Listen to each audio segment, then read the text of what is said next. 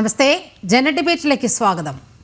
തീവ്ര ഇസ്ലാമിസ്റ്റുകൾ അക്രമം അഴിച്ചുവിട്ട പശ്ചിമ ബംഗാളിലെ മുർഷിദാബാദിൽ നിന്ന് ഹിന്ദുക്കൾ പലായനം ചെയ്യുകയാണ്.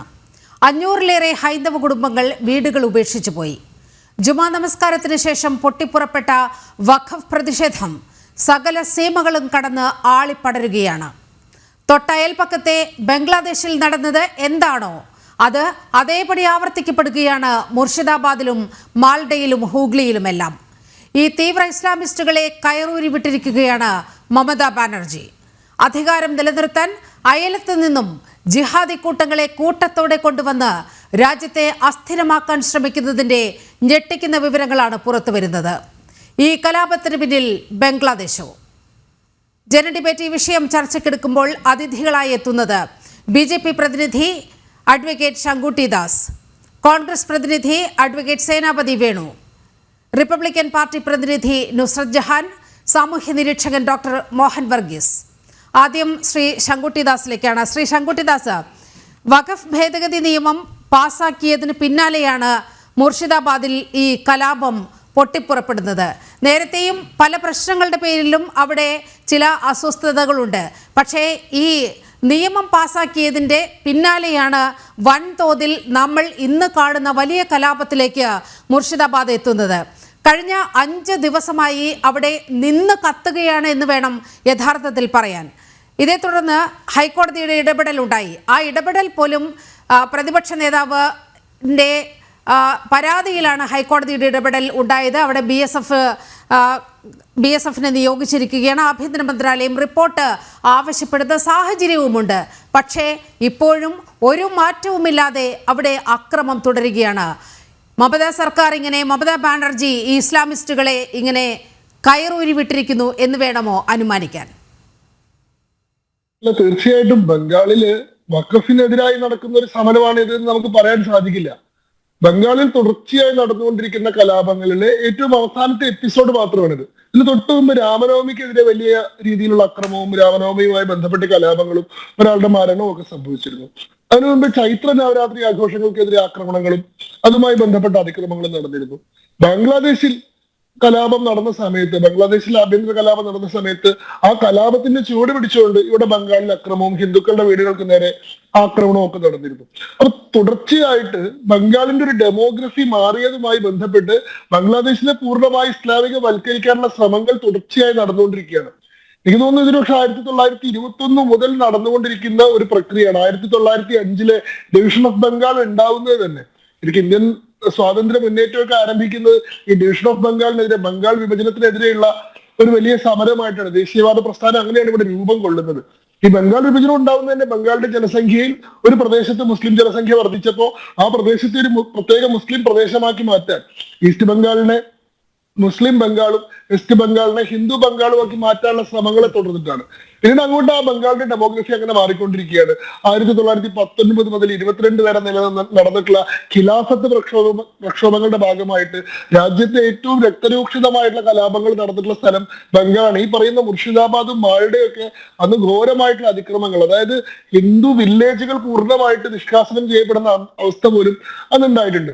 1947 ഇന്ത്യ വിഭജനവുമായി ബന്ധപ്പെട്ട് മുസ്ലിം ലീഗ് പ്രഖ്യാപിക്കുന്ന ഡയറക്ട് ആക്ഷൻ ഡേ, 1945 ഓഗസ്റ്റ് 15 പ്രഖ്യാപിക്കുന്ന ഡയറക്ട് ആക്ഷൻ ഡേ, അതായത് പാകിസ്ഥാൻ എന്ന് പറയുന്ന ഡിമാൻഡ് അംഗീകരിപ്പിക്കാൻ വേണ്ടി, അതിന് ബ്രിട്ടീഷ് ഗവൺമെന്റിനെയും കോൺഗ്രസിനെയും സമ്മതിപ്പിക്കാൻ വേണ്ടി ഞങ്ങളുടെ സംഘശക്തി എന്താണെന്ന് കാണിച്ചു തരാൻ, പാകിസ്ഥാൻ എന്ന ഡിമാൻഡ് അംഗീകരിച്ചില്ലെങ്കിൽ എന്താണ് ഇന്ത്യയിൽ സംഭവിക്കാൻ പോകുന്നത് എന്നതിന്റെ ഒരു ഉദാഹരണം കാണിച്ചു തരാൻ വേണ്ടി പ്രഖ്യാപിക്കപ്പെട്ടതാണ് direct action day. Direct action ഡേയുടെ ഭാഗമായിട്ട് എന്താണ്ടായത്?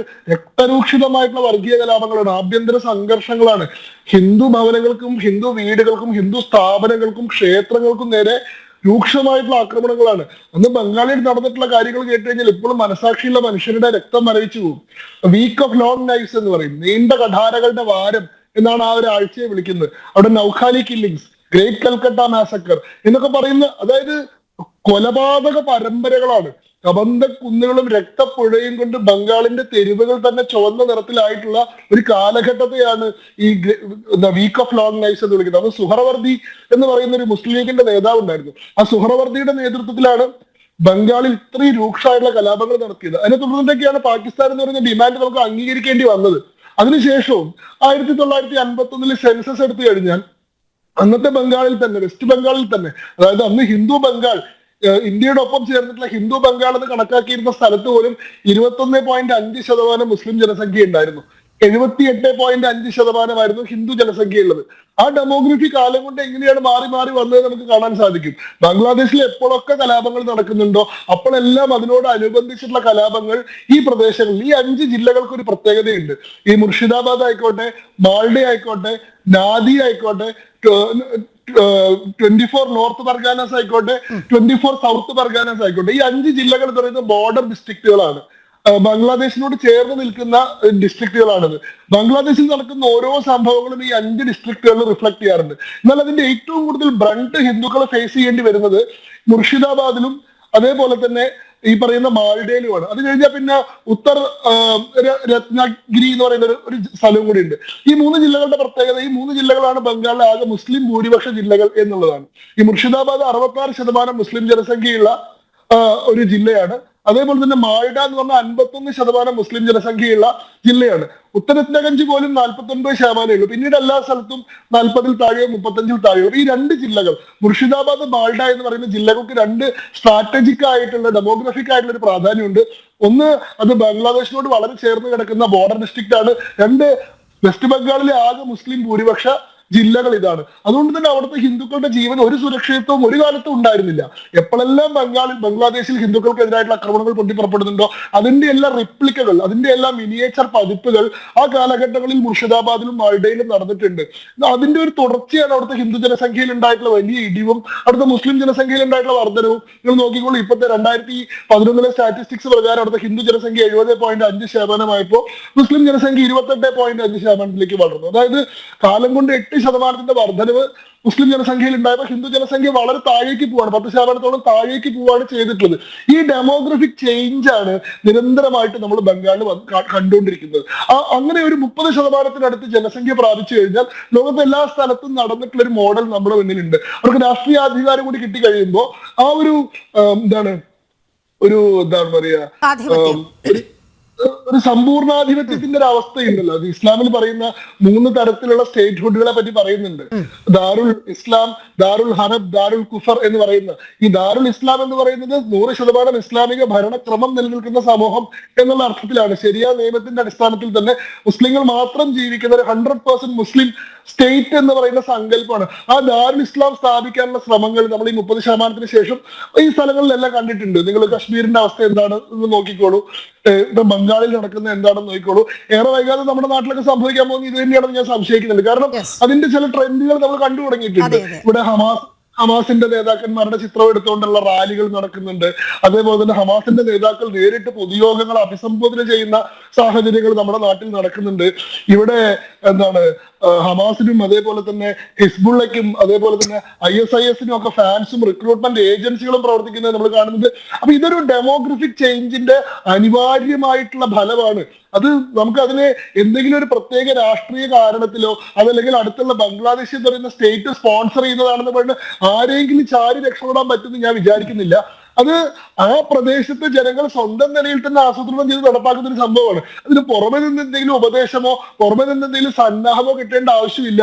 ഇത് കുറെ കാലമായി തുടർന്നുകൊണ്ടിരിക്കുന്ന ഒരു സാധനമാണ്. നമ്മൾ ഇതിന്റെ പാറ്റേൺ നോക്കിയാൽ മതി. നമ്മളിപ്പോ കാണുന്നത് വഖഫിനെതിരാണ്. വഖഫിനെതിരായിട്ടാണ് ഈ പ്രക്ഷോഭം ഉണ്ടായിട്ടുണ്ടെങ്കിൽ അതിന്റെ പ്രൈമറി ആയിട്ടുള്ള ഉത്തരവാദിത്തം ഏറ്റെടുക്കേണ്ടത് ഇവിടുത്തെ പ്രതിപക്ഷ കക്ഷികളാണ്. കാരണം ഒരു മുസ്ലിമിന്റെ 1 സെന്റ് ഭൂമി പോലും പോകാത്ത ഒരു സംഭവമാണ്. പെർമനന്റ് ഡെഡിക്കേഷൻ ആയിട്ട് നടത്തിയിട്ടുള്ള വഖഫ് പ്രോപ്പർട്ടികളുടെ മാനേജ്മെന്റിൽ ഒരു കൃത്യത വരുത്താൻ വേണ്ടി മാത്രം കൊണ്ടുവന്നിട്ടുള്ള വഖഫ് ഭേദഗതി നിയമം മുസ്ലിങ്ങളുടെ സ്വത്തവകാശം നഷ്ടപ്പെടുത്തും, അവരുടെ ഭൂമിയും പള്ളികളും മുഴുവൻ തട്ടിയെടുക്കും, അവരുടെ ആരാധനാ സ്വാതന്ത്ര്യം പോലും നഷ്ടപ്പെടുത്തും എന്ന് പറഞ്ഞ് മനഃപൂർവ്വം ഫിയർ മോങ്കറിംഗ് ഉണ്ടാക്കി മുസ്ലിം സമൂഹത്തിനിടയിൽ കലാപം ജനിപ്പിച്ചതിന്റെ പ്രാഥമിക ഉത്തരവാദിത്തം ഇവിടുത്തെ പ്രതിപക്ഷ കക്ഷികൾക്കുണ്ട്. പക്ഷെ വഖഫ് എന്ന് പറയുന്നതിന്റെ അവസാനത്തെ ഘട്ടത്തിൽ മാത്രം ഉണ്ടായിട്ടുള്ളതാണ്. അതിന് മുമ്പ് രാംനവമിയുണ്ട്, അതിന് മുമ്പ് ചൈത്ര നവരാത്രി ഉണ്ട്, തുടർച്ചയായിട്ട് നടക്കുന്നുണ്ട്. ഈ 2013 ശേഷം ഈ മമതാ ബാനർജി സർക്കാർ അധികാരത്തിൽ കൂടി വന്നതിന് ശേഷം ഇവർക്ക് എന്താ പറയാ സാമുദായികമായിട്ടുള്ള ഡെമോഗ്രഫിക് ആയിട്ടുള്ള അഡ്വാൻറ്റേജ് മാത്രമല്ല, അവർക്ക് proper political representation and domination കൂടി ഭരണത്തിൽ തന്നെ അവർക്ക് സമ്പൂർണ്ണമായിട്ടുള്ള ഒരു ആധിപത്യമുള്ള സാഹചര്യം വന്നിട്ടുണ്ട്. ഇപ്പൊ നോക്കൂ, അവിടുത്തെ ആളുകൾ അതാണ് നമ്മളിപ്പോൾ അവിടെ മുർഷിദാബാദിലും മാൽഡയിലും ഒക്കെ കാണുന്നത്. അഡ്വക്കേറ്റ് സേനാപതി വേണു, ഇപ്പോൾ വഖഫിന്റെ പേര്, ഇപ്പോൾ ശങ്കുട്ടിദാസ് പറഞ്ഞു വെച്ചൊരു പോയിന്റാണ്, ഇപ്പോൾ വഖഫിന്റെ പേരിലാണ് ഇത്തരത്തിൽ ഒരു വലിയ കലാപം ആ സംസ്ഥാനത്ത് നടക്കുന്നതെങ്കിൽ അതിന്റെ പ്രാഥമികമായ ഉത്തരവാദിത്വം രാജ്യത്തെ പ്രതിപക്ഷ കക്ഷികൾക്കാണ്. വളരെ കൃത്യമായി ഈ നിയമം എന്തിനാണ് എന്ന് പറഞ്ഞുകൊണ്ട് ഇവിടെ പാസാക്കപ്പെടുകയാണ്. ഒരു യഥാർത്ഥ ഒരു സാധാരണക്കാരനായ ഒരു മുസ്ലിമിന് യാതൊരു വിധത്തിലുള്ള പ്രശ്നങ്ങളും ഉണ്ടാകുന്നതല്ല വഖഫ് നിയമം, വഖഫ് ഭേദഗതി നിയമം എന്ന് വളരെ കൃത്യമായി ചൂണ്ടിക്കാട്ടിയിട്ടുണ്ട്. പക്ഷേ പ്രതിപക്ഷ കക്ഷികൾ അവരുടെ ഉത്തരവാദിത്വം മറന്നുകൊണ്ട് ഇങ്ങനെ പ്രവർത്തിക്കുന്ന ഒരു നിലപാടെടുക്കുന്നത് കൊണ്ടാണ് ഇത്തരത്തിൽ കലാപങ്ങൾ ഉണ്ടാകുന്നത് എന്ന സൂചന കൂടി ശ്രീ ശങ്കുട്ടിദാസ് നൽകുന്നുണ്ട്. അങ്ങയുടെ പ്രതികരണം? അല്ല, ഞാൻ ശങ്കുട്ടിദാസ് പറഞ്ഞതിനെ പൂർണ്ണമായിട്ട് ഞാൻ നിരസിക്കുന്നില്ല, നിരാകരിക്കുന്നുമില്ല. ശങ്കുട്ടിദാസിന് രാഷ്ട്രീയമായി പ്രതിപക്ഷത്തിന് നേരെ അങ്ങനെ ഒരു ആരോപണം ഉയർത്താം. പക്ഷേ ഇവിടെ നമ്മൾ ഒരു ഒരു ഒരു ഒരു ചരിത്ര പശ്ചാത്തലം കൂടി പരിശോധിക്കേണ്ടതായിട്ടുണ്ട്. ശങ്കുട്ടിദാസ് പറഞ്ഞു 1906 കഴ്സൺ പ്രഭു ബംഗാളിന്റെ വിഭജനം അത് മതത്തിന്റെ പേരിൽ നടത്തുകയാണ്. ബംഗാളിൽ അതിനു മുമ്പ് തന്നെ ഹിന്ദു മുസ്ലിം കലാപങ്ങൾ ധാരാളം ഉണ്ടായിട്ടുണ്ട്. അതായത് 1900 മുമ്പ് തന്നെ ഹിന്ദു മുസ്ലിം കലാപങ്ങൾ ബംഗാളിന്റെ പല ഭാഗങ്ങളിലും രൂക്ഷമായിട്ടുണ്ടായിട്ടുണ്ട് എന്നുള്ളത് ബംഗാളിന്റെ ഒരു ചരിത്രമാണ്. ഒരുപക്ഷെ നമുക്കിതൊരു വല്ലാത്തൊരു വൈരുദ്ധ്യമായിട്ട് തോന്നും. കാരണം ബംഗാളിനെ കുറിച്ച് നമ്മൾ പഠിക്കുമ്പോൾ രവീന്ദ്രനാഥ ടാഗോറിന്റെ നാട്, ബങ്കിം ചന്ദ്ര ചാറ്റർജിയുടെ നാട്, ജന്മം കൊണ്ട് സുഭാഷ് ചന്ദ്രബോസ് ഒറീസക്കാരനാണെങ്കിലും കർമ്മം കൊണ്ട് സുഭാഷ് ചന്ദ്രബോസിന്റെ നാട്, എല്ലാ സംസ്കൃതികളും ഒരുപക്ഷെ ഇന്ത്യയിൽ. ബംഗാളിൽ ഒരു പഴമൊഴിയുണ്ട്, ആജ് ജോ ബംഗാൾ സോസ്തേ ഹേ കൽ ഹിന്ദുസ്ഥാൻ സോസ്തേ ഹേ. ഇന്ന് ബംഗാൾ ചിന്തിക്കുന്നതാണ് നാളെ ഇന്ത്യ ചിന്തിക്കുന്നത് എന്ന് ബംഗാളിൽ പറയുന്ന ഒരു കാലമുണ്ടായിരുന്നു. കാരണം എല്ലാ സംസ്കാരങ്ങളുടെയും ബുദ്ധിജീവികളുടെയും എല്ലാം ഒറിജിൻ ബംഗാളിൽ നിന്നാണ്. അപ്പോൾ വലിയൊരു ചരിത്ര പശ്ചാത്തലമുള്ള ബംഗാളിന് ഇങ്ങനെ ഒരു കറുത്ത അധ്യായം കൂടി ബംഗാളിൽ ഉണ്ട് എന്നുള്ളത് ഒരു എന്താ പറയുക, ഒരു ചരിത്രത്തിലെ ഒരു വൈരുദ്ധ്യമാകാം, ഒരു വൈവിധ്യമാകാം. ഇവിടെ ശങ്കുട്ടിദാസ് സൂചിപ്പിച്ച വളരെ പ്രസക്തമായ ഒരു കാര്യമാണ്. മുഹമ്മദ് അലി ജിന്ന റഹ്മത്തുള്ള പാകിസ്ഥാൻ എന്ന ആശയം കൊണ്ടുവരികയും അത് ഇന്ത്യയിലെ മുസ്ലിം സമൂഹം തന്നെ തിരസ്കരിക്കുകയും ചെയ്തപ്പോൾ പിന്നെ ജിന്നയുടെ മുമ്പിലുള്ളത് ഡയറക്റ്റ് ആക്ഷൻ. 1946 ഏതാണ്ട് ജൂലൈ ആഗസ്റ്റ് മാസത്തിലാണ് ഈ ഡയറക്റ്റ് ആക്ഷൻ. ഈ സുഹൃതോവർത്തിയുടെ നേതൃത്വത്തിൽ ബംഗാളിൽ നടന്ന ആ ഹീനമായ കൂട്ടക്കൊലകൾ എന്നൊക്കെ പറയുന്നത് അത് വിഭജനത്തിന് എത്രയോ ആഴ്ചകൾക്കോ മാസങ്ങൾക്കോ മുമ്പാ വിഭജനം എന്ന ഒരു അന്തിമ ഘട്ടത്തിലേക്ക് വരുന്നതിന് മുമ്പ് തന്നെ. അപ്പോഴും ഈ പ്രദേശങ്ങളിലൊക്കെ അതിരൂക്ഷമായിട്ടുള്ള വർഗീയ കലാപങ്ങൾ നടന്നിരുന്നു എന്നുള്ളതാണ്. ഇവിടെ ചരിത്രപരമായ മറ്റൊരു പശ്ചാത്തലം. ഇപ്പൊ 47 രാജ്യം സ്വാതന്ത്ര്യം പ്രാപിച്ചു. അതിനുശേഷം 77 വരെ കോൺഗ്രസിന്റെ ഭരണമായിരുന്നു ബംഗാളിൽ. ഇപ്പൊ BC റായിയെ പോലെ, ബിപിൻ ചന്ദ്ര റായിയെ പോലുള്ള പ്രഗത്ഭരായ കോൺഗ്രസ് നേതാക്കൾ, പണ്ഡിറ്റ് ജവഹർലാൽ നെഹ്റുവിന്റെ എന്താ പറഞ്ഞ പേഴ്സണൽ ഡോക്ടർ കൂടിയായിരുന്നു അദ്ദേഹം, സിദ്ധാർത്ഥ ശങ്കർ റായിയെ പോലുള്ള ആളുകൾ, അവരുടെയൊക്കെ ഒരു ഭരണകാലത്ത് ഈ കമ്മ്യൂണിസ്റ്റ് പാർട്ടിയുടെ ഒരു വളർച്ചയും കമ്മ്യൂണിസ്റ്റ് പാർട്ടിയും കോൺഗ്രസുകാരും തമ്മിലുള്ള ഒരു ഏറ്റുമുട്ടൽ വന്നപ്പോ ഈ വർഗീയ കലാപങ്ങളുടെ ഒരു തോത് അളവ് കുറഞ്ഞു എന്നുള്ളതാണ്. ഇപ്പൊ 77 ശേഷം സമ്പൂർണ്ണമായിട്ട് ഞങ്ങൾ അധികാരത്തിൽ നിന്ന് പോയി കമ്മ്യൂണിസ്റ്റ് പാർട്ടി അധികാരത്തിൽ വരികയും പിന്നെ കമ്മ്യൂണിസ്റ്റുകാരുടെ ഒരു ലക്ഷ്യം കോൺഗ്രസുകാരനെ ഓടിച്ചിട്ട് കൊല്ലുക, തല്ലുക, അതായത് 27,000-30,000-ഓളം ആളുകളെ കൊല ചെയ്തിട്ടുണ്ട് എന്നുള്ളതാണ്. അപ്പോ ഈ പറയുന്ന ഈ വർഗീയ ശക്തികൾ ഇവരെല്ലാവരും CPM-ഉമായിട്ട് ഒത്തുചേർന്നുകൊണ്ട് പിന്നെ കോൺഗ്രസിനെ ആക്രമിക്കുന്നു. അപ്പോ ആ കാലഘട്ടങ്ങളിൽ വർഗീയ കലാപങ്ങൾ ഏതാണ്ട് ഒരു രാഷ്ട്രീയ കലാപത്തിന്റെ ഭാവത്തിലേക്ക് നീങ്ങി എന്നുള്ളതാണ് 77 ശേഷമുള്ള ഒരു പ്രത്യേകത. പക്ഷെ അപ്പോഴും ഇപ്പൊ പറഞ്ഞ പോലെ ഈ 2-3 ജില്ലകൾ, ഈ എന്താ പറഞ്ഞ മുർഷിദാബാദ്, ഹൂഗ്ലി, ചൗബീസ് പർഗാന, മാൽഡ, ഇങ്ങനെയുള്ള പ്രദേശങ്ങളിലൊക്കെ ഇടയ്ക്കിടയ്ക്ക് വർഗീയ സംഘർഷങ്ങൾ. ഈ വർഗീയ സംഘർഷങ്ങൾ ഇത് വേറെ മറ്റൊരു കാരണങ്ങളുമില്ല. അവിടെ ഈ സംഘർഷത്തിന്റെ ഒരു പ്രത്യേകത നമ്മൾ മനസ്സിലാക്കേണ്ടത്, ചില പ്രദേശങ്ങൾ, ഞാൻ ഈ സൈനിക സേവനത്തിന്റെ ഭാഗമായിട്ട് അതിലേക്ക് പോയിട്ടുണ്ട്, ചില പ്രദേശങ്ങൾ അബ്സല്യൂട്ട്ലി ഒരു കമ്മ്യൂണിറ്റി മാത്രമേ ഉള്ളൂ, വേറൊരു കമ്മ്യൂണിറ്റിക്ക് അവിടെ ജീവിക്കാൻ പറ്റത്തില്ല എന്നുള്ളത്. അവര് അവിടുന്ന് ദേ ആർ ഗ്രാജുവലി വിഡ്രോയിങ്. അത് അപ്പുറത്തുമാണെങ്കിലും ഇപ്പുറത്തുമാണെങ്കിലും അവിടെ ജീവിക്കാൻ പറ്റാതെ ചില പ്രദേശങ്ങൾ സമ്പൂർണമായും ഒരു കമ്മ്യൂണിറ്റി മാറി മറ്റൊരു കമ്മ്യൂണിറ്റിയുടെ ആധിപത്യത്തിലേക്ക് നിൽക്കുന്നു. അപ്പൊ ചെറിയ ഒരു ഇഷ്യൂ പോലും ഇത് ഈ പറഞ്ഞ പോലെ ഇപ്പൊ ഇവിടെ പറഞ്ഞ ഈ വഖഫ് നിയമം എന്നൊക്കെ പറയുന്ന അവിടുത്തെ ആളുകൾക്ക് ഇത് അറിയോ എന്ന് പോലുമില്ല. ചെറിയൊരു കലാപം ഒരു ആഹ്വാനം കൊടുത്തു കഴിഞ്ഞാൽ പിന്നെ ഈ കലാപം നടക്കുകയാണ്. ഈ കലാപത്തില് ഞാൻ ആദ്യം പറഞ്ഞതുപോലെ ഈ 46-ലെ ഡയറക്റ്റ് ആക്ഷനിലെ പോലെ പിന്നെ കിട്ടുന്നത് മുഴുവൻ തച്ച് തകർക്കുക, മുമ്പിൽ കിട്ടുന്ന ശത്രു അവനെ കശാപ്പ് ചെയ്യുക, ആളുകൾ ഓടി വിളിക്കുന്ന ആളുകളെ ഒരു പ്രദേശത്ത് നിന്ന് ആട്ടിപ്പായിക്കുന്നത്, ആ ചിത്രം അത് അവിടെ തുടർന്നു വരികയാണ്. എനിക്ക് വളരെ ദുഃഖം തോന്നുന്നു. കാരണം ഇത്രയും സ്വാതന്ത്ര്യം പ്രാപിച്ച് രാജ്യം ഇത്രയും പുരോഗമിച്ചിട്ടും ഇപ്പോഴും ഈ മതത്തിന്റെയും ജാതിയുടെയും ഒക്കെ പേരിൽ ആളുകൾ ഇതിനിപ്പോ പാകിസ്ഥാന്റെ ബംഗ്ലാദേശിന്റെ ഏതെങ്കിലും ഒരു ബന്ധമുണ്ട് എന്നിപ്പം ഞാൻ കരുതുന്നില്ല. അവിടെ ഇതിങ്ങനെ സ്വാഭാവികമായിട്ടും ഈ കലാപത്തിലേക്ക് ചില ആളുകൾ അവരിങ്ങനെ നിരന്തരം സേനാപതി വേണു അതിലേക്ക് വരേണ്ടതുണ്ട്. ഈ ബംഗ്ലാദേശിൽ എന്ത് നടക്കുന്നോ അതിൻ്റെ ഒരു തനിയാവർത്തനം പോലെയാണ് ഇപ്പോൾ കൽക്കട്ടയിൽ നമ്മൾ കാണുന്നത്. ഈ മുർഷിദാബാദിലെല്ലാം കാണുന്നത് സമാനമായ ദൃശ്യങ്ങളാണ്. അവിടെ ഒരു വിഭാഗത്തെ തെരഞ്ഞു പിടിച്ചുകൊണ്ട് ആക്രമണം നടത്തുകയാണ്. ഇപ്പോൾ തന്നെ ഈ 5 ദിവസത്തിനിടെ നടന്ന കലാപത്തിനകത്ത് തന്നെ 3 ഹൈന്ദവ വിഭാഗത്തിൽപ്പെട്ട 3 പേരെ വീടുകളിൽ നിന്ന് വലിച്ചിഴച്ച് പുറത്തേക്ക് കൊണ്ടുവന്ന് കൊലപ്പെടുത്തുകയായിരുന്നു. അങ്ങനെ ഹിന്ദു ഭവനങ്ങൾ കൊള്ളയടിക്കുക, തകർക്കുക, ക്ഷേത്രങ്ങൾ തകർക്കുക, അതുപോലെ ഹിന്ദു വ്യാപാരികളുടെ കടകൾ അടിച്ചു തകർക്കുക, അങ്ങനെ ഒരു വിഭാഗത്തിന് സമ്പൂർണ്ണ നാശം അവിടെ സംഭവിക്കുമ്പോൾ നമ്മുടെ ഉത്തരവാദിത്തപ്പെട്ട രാഷ്ട്രീയ കക്ഷികൾ എവിടെ നിൽക്കുന്നു എന്നൊരു ചോദ്യം വലുതാണ്. ഇപ്പോൾ ഈ മതേതരത്വത്തെക്കുറിച്ചൊക്കെ വലിയ തോതിൽ സംസാരിക്കുന്ന രാഹുൽ ഗാന്ധി ആയാലും അഖിലേഷ് യാദവ് ആയാലും അത്തരത്തിൽ ഇന്ത്യ മുന്നണിയുടെ ഭാഗമായി നിൽക്കുന്ന ഒരാൾ പോലും ഇവിടെ നടക്കുന്ന ഈ മനുഷ്യത്വപരമായ ക്രൂരതയെ ഒരു തരത്തിലും അപലപിക്കുന്നില്ല. ഒരു ചർച്ചയാക്കാൻ പോലും ആരും ധൈര്യപ്പെടുന്നില്ല. ശ്രീ സേനാപതി വേണു, അല്ല ഞാൻ പറഞ്ഞത് ഇപ്പോ അവിടെ ഭരിക്കുന്ന ഒരു ഗവൺമെന്റ്, ആ ഗവൺമെന്റിന് നേതൃത്വം കൊടുക്കുന്ന മമതാ ബാനർജി ഇപ്പം ഇന്ത്യ മുന്നണിയുടെ ഭാഗമായിട്ടൊക്കെ നിൽക്കുന്നു എന്ന് പറഞ്ഞു കഴിഞ്ഞാലും മമതാ ബാനർജി അങ്ങനെ ഇന്ത്യ മുന്നണി പറയുന്നു. അവർക്ക് അവരുടെ പരിമിത ആ സംസ്ഥാനത്ത് അവർക്ക് ലഭിക്കാവുന്ന സീറ്റുകളും വേറൊരാളെ അതിൽ അടുപ്പിക്കാതിരിക്കുക, അതാണ് അവരുടെ ഒരു ലക്ഷ്യം. ഇപ്പൊ 2026 കേരളത്തിൽ തെരഞ്ഞെടുപ്പ് നടക്കുന്ന പോലെ ബംഗാളിലും തെരഞ്ഞെടുപ്പ് നടക്കും. പക്ഷെ ഒരു കാര്യം നമ്മൾ മനസ്സിലാക്കേണ്ടത്, ബംഗാളിലെ ജനസംഖ്യയുടെ ഇപ്പം 2, 3 അല്ലെങ്കിൽ 4 ജില്ലകളിൽ മുസ്ലിം ഭൂരിപക്ഷം ഉണ്ട് എന്ന് പറഞ്ഞാലും ബംഗാളിലെ മൊത്തം ജനസംഖ്യ പരിശോധിച്ച് കഴിയുമ്പോൾ ഇപ്പോഴും ഒരു 70-30 എന്നുള്ള നിലയിൽ നിൽക്കുകയാണ്. അപ്പോ ബഹുഭൂരിപക്ഷം ജനവിഭാഗങ്ങളും ഈ പറയുന്ന ന്യൂനപക്ഷ വിഭാഗത്തിൽപ്പെട്ടതല്ല.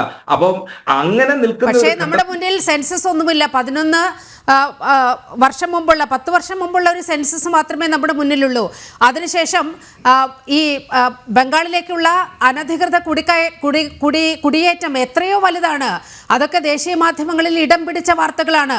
അവിടെ ബംഗ്ലാദേശികൾ നിരന്തരമായി ഈ ഒരു പ്രദേശത്തു കൂടി ബംഗാളിലേക്ക് കടന്നു കയറുകയും അവർ ഇവിടെ കൃത്യമായി ഇവിടുത്തെ പൗരന്മാരായി സ്വീകരിക്കപ്പെടുകയും ചെയ്യുന്ന ഒരു അവസ്ഥയുണ്ട്.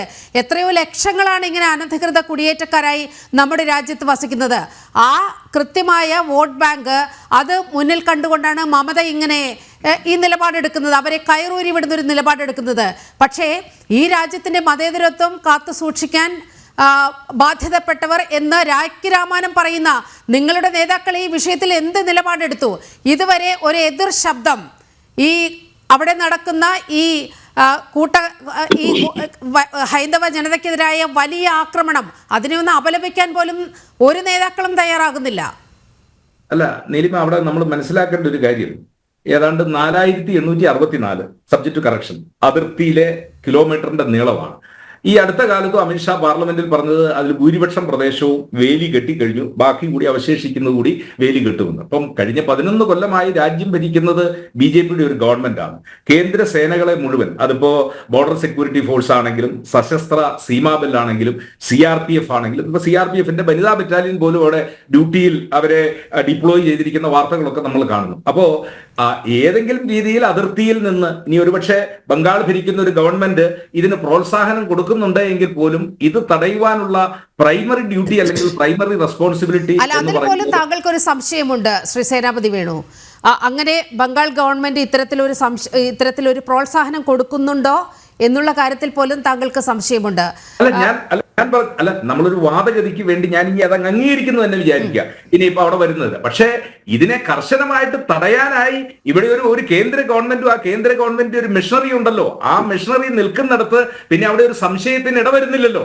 ആ ബോർഡർ സീൽ ചെയ്യുകയും ഇങ്ങോട്ട് വരുന്ന ആളുകളെ അവരെ തടയുകയും അല്ലെങ്കിൽ അവരെ തിരിച്ചുവിടുകയോ അല്ലെങ്കിൽ അവരെ ജയിലിലടയ്ക്കാനോ ചെയ്യാനുള്ള ഉത്തരവാദിത്വം ആർക്കാണ്? അത് കേന്ദ്ര ഗവൺമെന്റിനാണ്. അവിടെ സംസ്ഥാന ഗവൺമെന്റിനെ നമ്മൾ കുറ്റം പറഞ്ഞിട്ട് കാര്യമുണ്ടോ? അത്തരത്തിലുള്ള അതിർത്തികൾ കേന്ദ്രീകരിച്ച് വളരെ കൃത്യമായ നടപടികൾ നടക്കുന്നുണ്ട് പല സംസ്ഥാനങ്ങളിലും. പക്ഷേ മമതയെ പോലുള്ള ഒരാൾ ഭരിക്കുന്ന സംസ്ഥാനത്തെ എത്രയോ കൃത്രിമത്വങ്ങളാണ് അവിടെ. ഈ കടന്നു കയറിയവരെ കണ്ടുപിടിക്കാനൊക്കെയുള്ള സംവിധാനം എത്രയോ കഷ്ടപ്പാടാണ് അവിടെ അഭിമുഖീകരിക്കുന്നതെന്ന് എന്നുള്ള വിവരങ്ങളൊക്കെ പുറത്തു വന്നതാണ്. തിരികെ എത്താം. ചെറിയൊരിടവേള.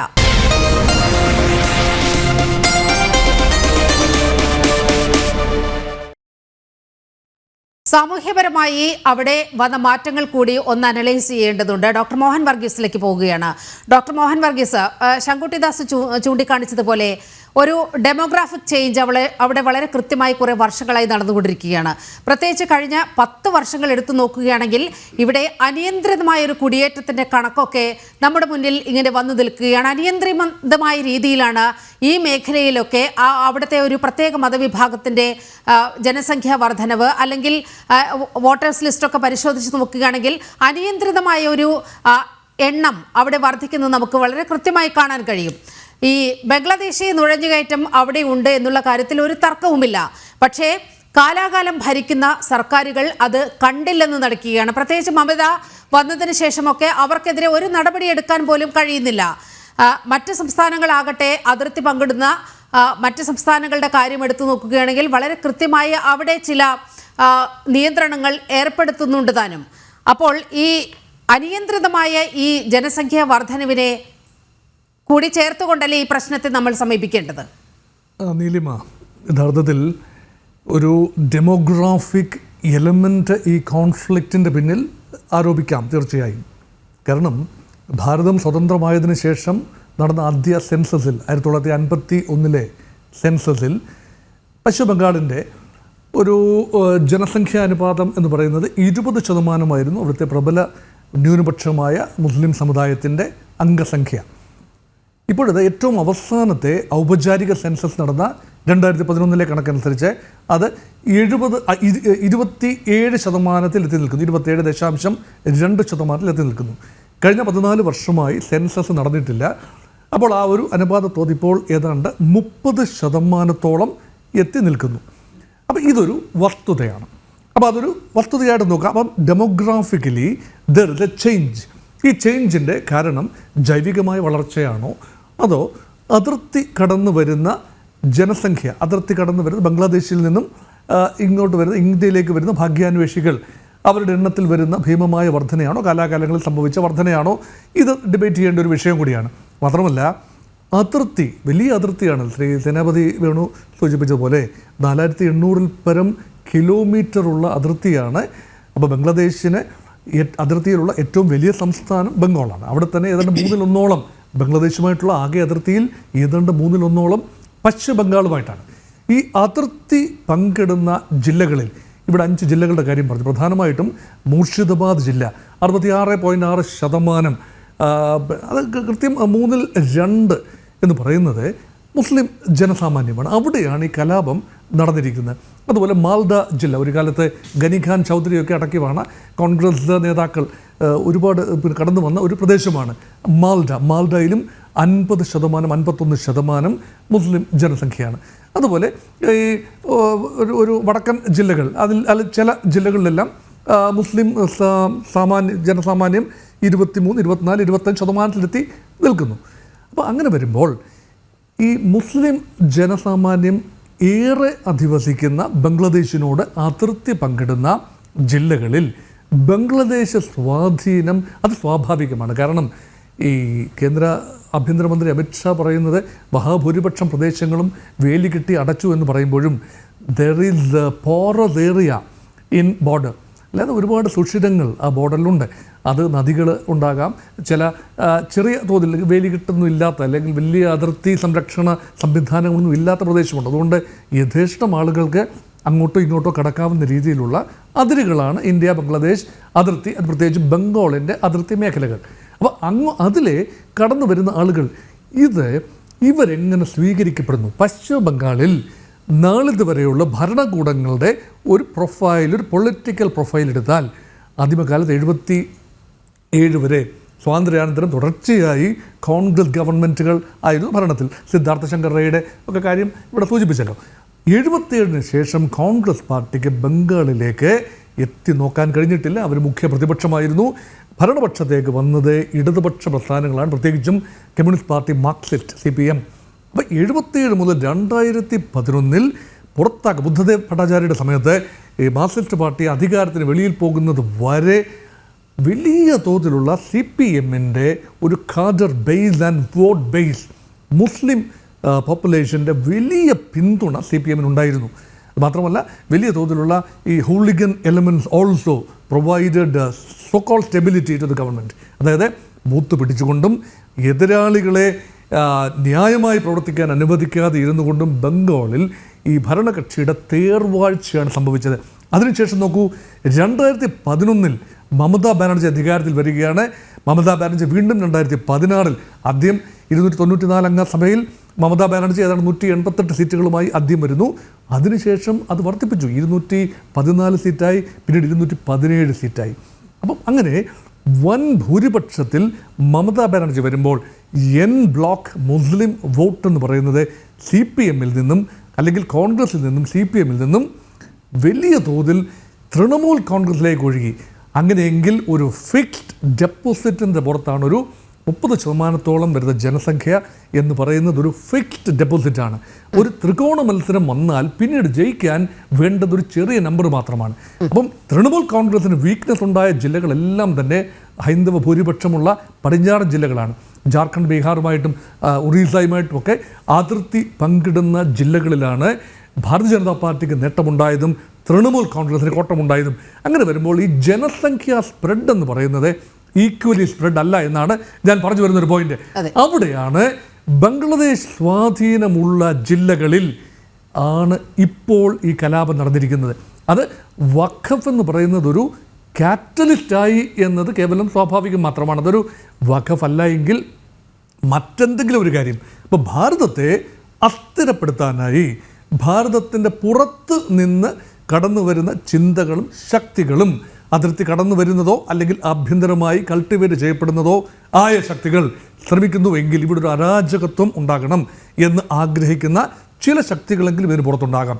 അവരുടെ പ്രവർത്തനം ഈ ചില കമ്മ്യൂണിറ്റികൾ ആധിപത്യമുള്ള ജില്ലകളിൽ സംഭവിക്കുന്നു. അവിടെ ബംഗാളിൽ വ്യക്തമായ ഭൂരിപക്ഷമുള്ള ഒരു ജില്ലയാണ്, ന്യൂനപക്ഷങ്ങൾക്ക് ഭൂരിപക്ഷമുള്ള ജില്ലയാണ് മൂർഷിദാബാദ് എന്ന് ഓർക്കണം. അതിനടുത്തുള്ള മാൽഡ ജില്ലയും ഏതാണ്ട് ഭൂരിപക്ഷം തന്നെയാണ്. അവിടെ ഏതാണ്ട് കാശ്മീരിന് സമാനമായൊരു സാഹചര്യം സംഭവിക്കുന്നു. ശ്രീനഗർ വാലിയിൽ നിന്നും ഹൈന്ദവരായ പണ്ഡിറ്റുകൾക്ക് പലായനം ചെയ്യേണ്ടി വന്നു. അവർക്ക് ജമ്മുവിലേക്കും ഹിന്ദു ഭൂരിപക്ഷ പ്രദേശമായ ജമ്മുവിലേക്കും ഡൽഹിയിലേക്കും ഹിമാചൽ പ്രദേശിലുമൊക്കെ പലായനം ചെയ്യേണ്ടി വരുന്നതിനെ ഓർമ്മിപ്പിക്കുന്ന രീതിയിലാണ് കിഴക്കൻ ജില്ലകളിൽ നിന്നും പടിഞ്ഞാറൻ ജില്ലകളിലേക്ക് അവിടുത്തെ ഹിന്ദു ന്യൂനപക്ഷങ്ങൾക്ക് പലായനം ചെയ്യേണ്ടി വരുന്നു. കാരണം ടാർഗറ്റഡ് അറ്റാക്കാണ്. ബംഗ്ലാദേശിൽ സംഭവിച്ചതിന് സമാനമായ ടാർഗറ്റഡ് അറ്റാക്ക് നടന്നിരിക്കുന്നു എന്ന റിപ്പോർട്ടുകളുണ്ട്. അതായത് അവിടുത്തെ ന്യൂനപക്ഷങ്ങൾ, അത് ഹിന്ദു സമുദായമാണ്. അതായത് ആ ജില്ല പ്രത്യേകമായി പറഞ്ഞാൽ മൂർഷിദാബാദ് ജില്ലയിലെ ചില പ്രദേശങ്ങളിലെ അവിടുത്തെ ന്യൂനപക്ഷ സമുദായമായ ഹിന്ദു സമുദായത്തിൻ്റെ കടകൾ, സ്ഥാപനങ്ങൾ, ഭവനങ്ങൾ, വ്യക്തികൾ, വാഹനങ്ങൾ എന്നിവ കേന്ദ്രീകരിച്ച് സംഘടിതമായ ആക്രമണം നടന്നിരിക്കുന്നു. അതിലൊരു പിതാവും പുത്രനും, ഒരു ഫാദർ ആൻഡ് സൺ ഡിയോ അവിടെ കൊല്ലപ്പെട്ടിരിക്കുന്നു. അത് വളരെ ഹീനമായ രീതിയിലാണ് അവരെ കൊല ചെയ്തിരിക്കുന്നത്. മറ്റൊരാൾ വെടിയേറ്റ് മരിക്കുകയും ചെയ്തു. അങ്ങനെ 3 കാഷ്വാലിറ്റീസ് ഉണ്ടായി. 150ഓളം പേരെ അറസ്റ്റ് ചെയ്തു. പ്രതിപക്ഷ നേതാവ് സുവേന്ദു അധികാരി ആവശ്യപ്പെട്ടതനുസരിച്ച് കോടതിയുടെ പ്രത്യേക ഹൈക്കോടതിയുടെ, ബംഗാൾ ഹൈക്കോടതിയുടെ, കൽക്കട്ട ഹൈക്കോടതിയുടെ നിർദ്ദേശപ്രകാരം അവിടെ BSFൻ്റെ 8 കമ്പനി വരികയാണ്. അപ്പോൾ അവിടെ BSF വന്നപ്പോഴത്തേക്ക് ഈ കലാപം 3 ദിവസമായിട്ട് നിന്ന് വെള്ളിയാഴ്ച നമസ്കാരത്തിന് ശേഷം, അതെ, ജുമാ നമസ്കാരത്തിന് ശേഷമാണ് ഇത്ര വലിയ രീതിയിൽ അവിടെ അക്രമവും തീവയ്പും ഒക്കെ ഉണ്ടാവുന്നത്. അതിനുശേഷം വന്ന ഒരു കാർണേജ് എന്ന് പറയുന്ന ഭയങ്കരമാണ്. ഇതിന്റെ യഥാർത്ഥ സ്ഥിതിവിവര കണക്കുകൾ പൂർണ്ണമായും എത്തിയിട്ടില്ല. അപ്പോൾ damage extend damage is may be more. അപ്പോൾ അതുകൊണ്ട് ഇതിനെല്ലാം ചേർത്ത് വായിക്കുമ്പോൾ എൻ്റെ പോയിന്റ് ഇതാണ്, യഥാർത്ഥത്തിൽ ഇതിനെ ഒരു ഒറ്റപ്പെട്ട സംഭവമായി കാണാൻ കഴിയില്ല. ബംഗ്ലാദേശിന് സമാനമായ ചില സംഭവങ്ങൾ ഈ അതിർത്തി പ്രദേശങ്ങളിൽ ആവർത്തിക്കപ്പെടുന്നു എന്നതാണ് കരുതേണ്ടത്. നുസ്രത് ജഹാനിലേക്ക് പോവുകയാണ്. നുസ്രത് ജഹാൻ, ഇപ്പോൾ നമ്മൾ നേരത്തെ പറഞ്ഞ ഒരു സംഗതിയാണ്, ഇത് അവിടെ സ്വാഭാവികമായി ഉണ്ടാകുന്ന ഒരു പ്രതിഷേധമാണോ എന്നുള്ള കാര്യത്തിൽ തർക്കമുണ്ട്. കാരണം അവിടെ ഈ കലാപകാരികളെ നിയന്ത്രിക്കുന്നത് ആരാണ്? ഈ രാജ്യത്ത് അസ്ഥിരത സൃഷ്ടിക്കാൻ ചില ശ്രമങ്ങൾ ബോധപൂർവമായി കുറേ നാളുകളായി നടന്നു വരികയാണ്. ആ ഒരു ഘടത്തിൽപ്പെടുത്താമോ ഇപ്പോൾ നമുക്ക് മൂർഷിദാബാദിൽ നടക്കുന്ന സംഭവങ്ങളുടെ മൊത്തത്തിലുള്ള രീതി നോക്കുമ്പോൾ? അതെ, മുർഷിദാബാദിൽ ഇപ്പൊ നടക്കുന്നതിന് മുമ്പായിട്ട് മമതാ ബാനർജി എന്താ പറഞ്ഞേ, വഖഫ് ഇത് എന്തിനു വേണ്ടിയാന്ന് കാരണം പരിശോധിക്കുമ്പോൾ വഖഫിനെ ഈ സ്റ്റേറ്റ് മാത്രം അംഗീകരിക്കില്ല, ബംഗാള് മാത്രം അത് എടുക്കൂല, അത് തള്ളി പറഞ്ഞു അവര് ആഹ്വാനം ചെയ്തു. ഇതിന് എങ്ങനെയും പ്രൊട്ടസ്റ്റ് ചെയ്തു. അത് കഴിഞ്ഞ് രണ്ടാമത്തെ ദിവസമാണ് ഈ ഇതൊക്കെ നടക്കുന്നത് അല്ലെ, തെരുവില്. അപ്പൊ നമ്മൾ മനസ്സിലാക്കേണ്ട ഒരു കാര്യമുണ്ട്, ഈ മമതാ ബാനർജിന്റെ വാക്കുകൾ കേട്ടിട്ട്, മമതാ ബാനർജി പണ്ടുണ്ടായ കോൺഗ്രസിന്റെ കൂടെയാണ്. പിന്നെ ഇപ്പൊ അവർക്കൊരാവശ്യം വരുമ്പോ അവര് നാളെ BJP ആയി അതൊക്കെ അങ്ങനെ പറഞ്ഞു എന്ന് പറഞ്ഞ് പോവാൻ സാധ്യത ഉണ്ട് എന്നുള്ള ഈ മനുഷ്യര് മനസ്സിലാക്കുന്നില്ല. ഈ പറഞ്ഞു കേട്ടിട്ട് ചാടി പുറപ്പെട്ട് എല്ലാ കലാപങ്ങളും കാണാൻ പറ്റുന്നില്ല. മലയാള മാധ്യമങ്ങളൊന്നും ഇത് റിപ്പോർട്ട് ചെയ്യുന്നില്ല. തെരുവില് വാഹനങ്ങൾ കത്തിക്കുന്നതും ഹിന്ദു ആൾക്കാരുടെ ഷോപ്പുകളിൽ കയറിയിട്ട് സാധനങ്ങൾ അടിച്ചു മാറ്റുന്നത്, വീടുകൾ ആക്രമിക്കുന്നത്, ഇതെല്ലാം നമ്മൾ കണ്ടോണ്ടിരിക്കുക ഇതില്. അപ്പൊ ഇത്രയും കാര്യങ്ങൾ, അതുപോലെ ടെമ്പിൾസ്, ദുർഗാദേവിയുടെ ബിംബം എടുത്തിട്ട് തല്ലി ചവച്ച്, ഇതൊക്കെ ഒരു വർഗീയ ലഹള ഉണ്ടാക്കാൻ വേണ്ടിയിട്ട് ഒരു കൂട്ടം ആൾക്കാർ മാത്രമുള്ള മുർഷിദാബാദിൽ ഇത്രയും പറഞ്ഞ് വർഗീയ ലഹളക്ക് ആക്കം കൂട്ടിയ മമതാ ബാനർജി തന്നെയാണ് ഇതിന് ഉത്തരവാദി. ഇപ്പൊ വെസ്റ്റ് ബംഗാളിന് ബോർഡർ നമുക്കൊന്നും ചെയ്യാൻ പറ്റാത്ത അവസ്ഥയിൽ എന്നുള്ള പറഞ്ഞു കിടക്കുന്ന ആ സ്ഥലവും അവര് ഭരിക്കുന്ന, അവർക്ക് ഈ പ്രൊട്ടക്ഷൻ എന്താണ് വോട്ട്, മുസ്ലിങ്ങളെ വോട്ട് കിട്ടണം എന്നുള്ള മാത്രം ചിന്തയെ അവർക്കുള്ളൂ. അവർക്ക് അവരുടെ നിലനിൽപ്പ് മാത്രമേ ഉള്ളൂ. ഓരോ കലഹങ്ങളും വയലൻസും ഉണ്ടാക്കി വിടുക എന്നല്ലാതെ അത് കൺട്രോൾ ചെയ്യാൻ അവർക്ക് പറ്റുന്നില്ല. എന്ത് വന്നാലും ഇപ്പൊ നാളെ ഒരു ഡോക്ടർ കുട്ടി മരിച്ച് അന്ന് എന്താ ഉണ്ടായേ, അന്നും ഇതുപോലൊക്കെ തന്നെയായിരുന്നു. അവിടെ എന്നും ഓരോ കാര്യങ്ങൾ പറയും. പക്ഷെ ഇതിലൊക്കെ വരുന്ന ആരാണ്? ബംഗ്ലാദേശിന്. നമുക്ക് ഇവരെ കണ്ടാൽ തിരിച്ചറിയാം. ഇവരെ ഒരു ജിയോഗ്രഫി നോക്കുമ്പോൾ നമുക്ക് ഓരോ നാട്ടിലുള്ള ആൾക്കാരെയും തിരിച്ചറിയാൻ മാത്രമൊക്കെ ബുദ്ധി ഇന്ത്യയിലെ ജനങ്ങൾക്കുണ്ട്, ലോകത്തുള്ള എല്ലാവർക്കും ഉണ്ട്. അപ്പൊ ഈ കലാപങ്ങൾ നടക്കുന്നിടത്തുള്ളവരിൽ ഈ ആക്രമിക്കപ്പെടുന്ന ആൾക്കാരെ നമ്മൾ കാണുമ്പോൾ, അവരെ ദൃശ്യങ്ങൾ കാണുമ്പോൾ നമുക്ക് മനസ്സിലാവുന്നില്ലേ, ഇത് ബംഗ്ലാദേശിൽ നിന്ന് നുഴഞ്ഞു കയറി ഇന്ത്യയിലെത്തിയ മുസ്ലിങ്ങളാണ്, ബംഗാളിൽ സ്ഥിരതാമസാക്കിയവരാണെന്ന് മനസ്സിലാവുന്നുണ്ട്. അപ്പൊ ഇത് കാലാകാലങ്ങളായി കേട്ടിക്കൊണ്ടിരുന്ന് അവിടെ നിന്നുള്ള കാര്യങ്ങൾ ചെയ്യുമ്പോൾ ഇത് ഒരു ഭാഗത്ത് അവര് രാഷ്ട്രീയം പറയും, ഭരണം നിലനിർത്താം, ഒരു ഭാഗത്ത് അവര് മോദീനെ കുറ്റം പറയും, വഖഫ് ബില്ല്. അപ്പൊ ആദ്യമേ ഈ വഖഫ് എന്താണ് മമതാ ബാനർജി ബീഗം മമതാ ബാനർജി ആണെന്നും പറയുന്നിട്ട് എനിക്കറിയില്ല. അപ്പൊ അവരൊക്കെ മനസ്സിലാക്കണം, ഈ മുസ്ലിങ്ങൾ മനസ്സിലാക്കേണ്ട ഒരു കാര്യമുണ്ട്. ഈ വഖഫ് ഇതേപോലെ വഖഫിനെതിരെ ഇതിപ്പോ ഹിന്ദുക്കൾ അവിടുത്തെ ഇതാക്കിയിട്ടുണ്ടെങ്കിൽ, കോഴിക്കോട് വിമാനത്താവളത്തിൽ കഴിഞ്ഞ ദിവസം എന്താ നടന്നേ? കോഴിക്കോട് വിമാനത്താവളത്തില് വഖഫിനെതിരെ ഹമാസിന്റെയും ബ്രദർഹുഡിന്റെയും നേതാക്കന്മാരെ ചിത്രം ഉയർത്തിക്കൊണ്ട് ആണ് പ്രൊട്ടസ്റ്റ് നടത്തിയത്. കേരളത്തിലെ മുസ്ലിം രാഷ്ട്രങ്ങൾ പോലും അംഗീകരിക്കാത്ത ബ്രദർഹുഡിന്റെ നേതാവിന്റെ ചിത്രമടക്കം കരിപ്പൂർ വിമാനത്താവളത്തിലേക്ക് നടന്ന മാർച്ചിൽ അങ്ങനെ ഉയർത്തുകയാണ്. എങ്ങോട്ടാണ് നമ്മുടെ സമൂഹം പോകുന്നത്, പ്രത്യേകിച്ചും കേരളം പോകുന്നത് എന്നതടക്കം ചിന്തിക്കേണ്ട ഒരു ഘട്ടമാണിപ്പോൾ. അതെ, കേരളം ഇപ്പൊ കാരണം കശ്മീർ ബംഗാളൊക്കെ ആയിരുന്നു ഒരു കാലത്ത് ഉണ്ടായിരുന്നത്. ഇന്നിപ്പോ കേരളം ബംഗാളാണ്. അതിനെ യോജിച്ചിട്ട് ഓരോ കാര്യങ്ങളും അവിടെ ഇത് നടക്കണം. അപ്പത്തേക്ക് ഡൈവേർട്ട് ചെയ്യാൻ വേണ്ടിയിട്ടുള്ള എല്ലാം വെള്ളിയാഴ്ച ഞങ്ങൾ ആൾക്കാർ പള്ളിയിൽ നിന്ന് ഇറങ്ങിയിട്ടാണ് തുടങ്ങുക. ഏറ്റവും വലിയ സമാധാനം നയിക്കാൻ പള്ളിയിൽ നിന്ന് ആഹ്വാനം ചെയ്യണം. അപ്പൊ ഈ പള്ളിയിൽ നിന്ന് ആഹ്വാനം ചെയ്യാൻ ശ്രമിക്കുമ്പോ സാങ്കേതിക പ്രശ്നമുണ്ടെങ്കിൽ ഞാൻ തിരികെ എത്താം. ഒരു മിനിറ്റ് വന്നു. അപ്പൊ ഈ പള്ളിയിൽ നിന്ന് ഇറങ്ങിയിട്ടുള്ള ആഹ്വാനം കൊടുത്തിട്ട് തെരുവിൽ ഇറങ്ങി ആൾക്കാരെ ബുദ്ധിമുട്ടിക്കാൻ പോകുന്ന ആൾക്കാര് ആലോചിക്കേണ്ട ഒരു കാര്യമുണ്ട്. വഖഫ് എന്ന് പറഞ്ഞാൽ വെറും മുസ്ലിങ്ങളെ സംബന്ധിച്ച ഒരു സംഗതിയല്ല. ഇന്ത്യയെ സംബന്ധിച്ചു, പാകിസ്ഥാനെ സംബന്ധിച്ചു, ഭാരതത്തിന്റെ അഖണ്ഡ ഭാരതത്തിൽ നിന്ന് മുറിച്ചു മാറ്റിയ ഒരു രാജ്യങ്ങളെ സംബന്ധിച്ചു മുസ്ലിം രാജ്യം പോലെയല്ല വഖഫ്. അവിടെ മുസ്ലിം രാജ്യങ്ങളിലാണെങ്കിലും വഖഫ് എന്ന് പറഞ്ഞ ഒരു മിനിസ്ട്രി തന്നെ ഉണ്ട്. അവര് ഗവൺമെന്റിന്റെ കാര്യങ്ങളും റിലീജിയസ് സാധനങ്ങളും നോക്കാൻ വേണ്ടി. അത് കറക്റ്റ് ആയിട്ട് അത് ഗവൺമെന്റിലേക്കാണ് വരുന്നത്, അവിടുത്തെ ഇതിലേക്കാണ് വരുന്നത്. പക്ഷെ ഇവിടുത്തെ ഇതിൽ നോക്കുമ്പോ നമ്മളെ പഞ്ചാബിൽ ഒരു പള്ളിയുണ്ട്. ഇതൊക്കെ ഇവിടുത്തെ മുസ്ലിങ്ങൾ അറിയണം. ഇതൊന്നും അറിയാതെ വഖഫ് മുസ്ലിം, മോദിയും മുസ്ലിം, മോദി വഖഫ്, ഈ സംഗതി CAA NRC ഇത് പറഞ്ഞ് മുസ്ലിങ്ങളെ ഇപ്പൊ പറയുന്ന എന്താ അറിയോ, അവരെ ആഹ്വാനം കൊടുക്കുന്നത് ബംഗാളിലായാലും കേരളത്തിലായാലും അവരെ ആഹ്വാനം കൊടുക്കുന്നു. അവരെ പള്ളിയിൽ പ്രസംഗിക്കുന്നതും മുസ്ലിങ്ങൾക്ക് മറവ് ചെയ്യാൻ പള്ളി ഇല്ലാതായി പോവും, ഖബർസ്ഥാനം വരെ ഇല്ലാതായി പോവും, വീടില്ലാതായി പോവും, മുസ്ലിങ്ങളുടെ കല്യാണം ഇല്ലാതായി പോവും. അപ്പൊ വഖഫ് ശരീഅത്ത് നിയമത്തിലല്ലാതെ പോയാ വഖഫ് മുസ്ലിങ്ങളെ സ്വത്ത് മുഴുവനും പോകും. മുസ്ലിങ്ങൾ ആർക്കാ? നമ്മളെ കയ്യിൽ, മുസ്ലിങ്ങളെ കയ്യിൽ ഞാൻ അറിയുന്ന ആർക്കും നമ്മളെ കുടുംബത്തിലൊന്നും വഖഫിന്റെ പ്രോപ്പർട്ടിയോ അതിന് വരുമാനം എടുക്കുന്നവരോ ഇല്ല. അപ്പൊ അങ്ങനെ സാധാരണ കുടുംബത്തിലൊന്നുമില്ല. വലിയ വലിയ ആൾക്കാര് ഇത് കാലാകാലങ്ങളായിട്ട് വരുന്നത്. ഇപ്പൊ പഞ്ചാബിലെ ഒരു മോറിഷ് മോസ്ക് എന്ന് പറയുന്നത് പഞ്ചാബിലെ അവസാനത്തെ പഞ്ചാബി രാജാവ് കൊടുത്ത സ്ഥലത്തുള്ള പള്ളിയാ. അപ്പൊ ആരാ അത് വഖഫ് ചെയ്ത്? പഞ്ചാബി അല്ലെ?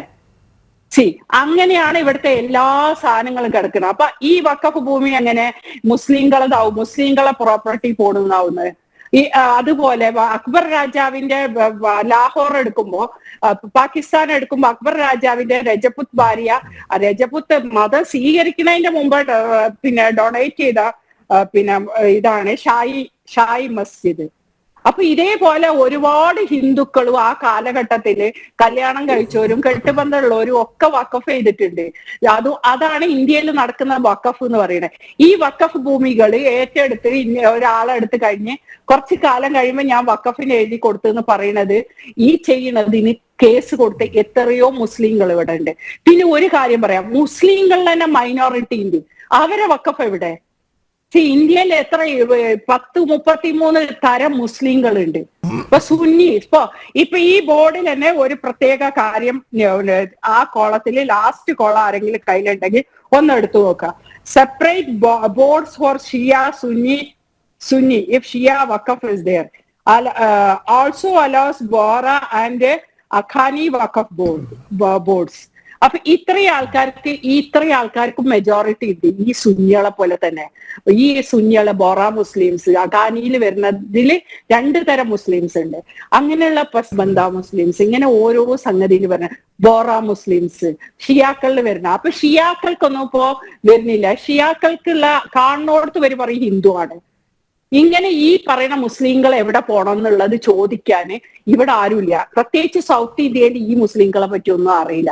നോർത്ത് ഇന്ത്യ കണ്ട് സഞ്ചരിക്കണം. അപ്പോഴേ എത്ര തരം അതിൽ ബോധപൂർവമായ ഒരു ചർച്ച കൂടിയുണ്ട്. ഈ മുസ്ലിം സമുദായത്തിനകത്ത് തന്നെ ജാതി വിവേചനം നിലനിൽക്കുന്നു എന്ന യാഥാർത്ഥ്യം ഇവിടെ പറയാൻ പോലും തയ്യാറല്ല ആളുകൾ.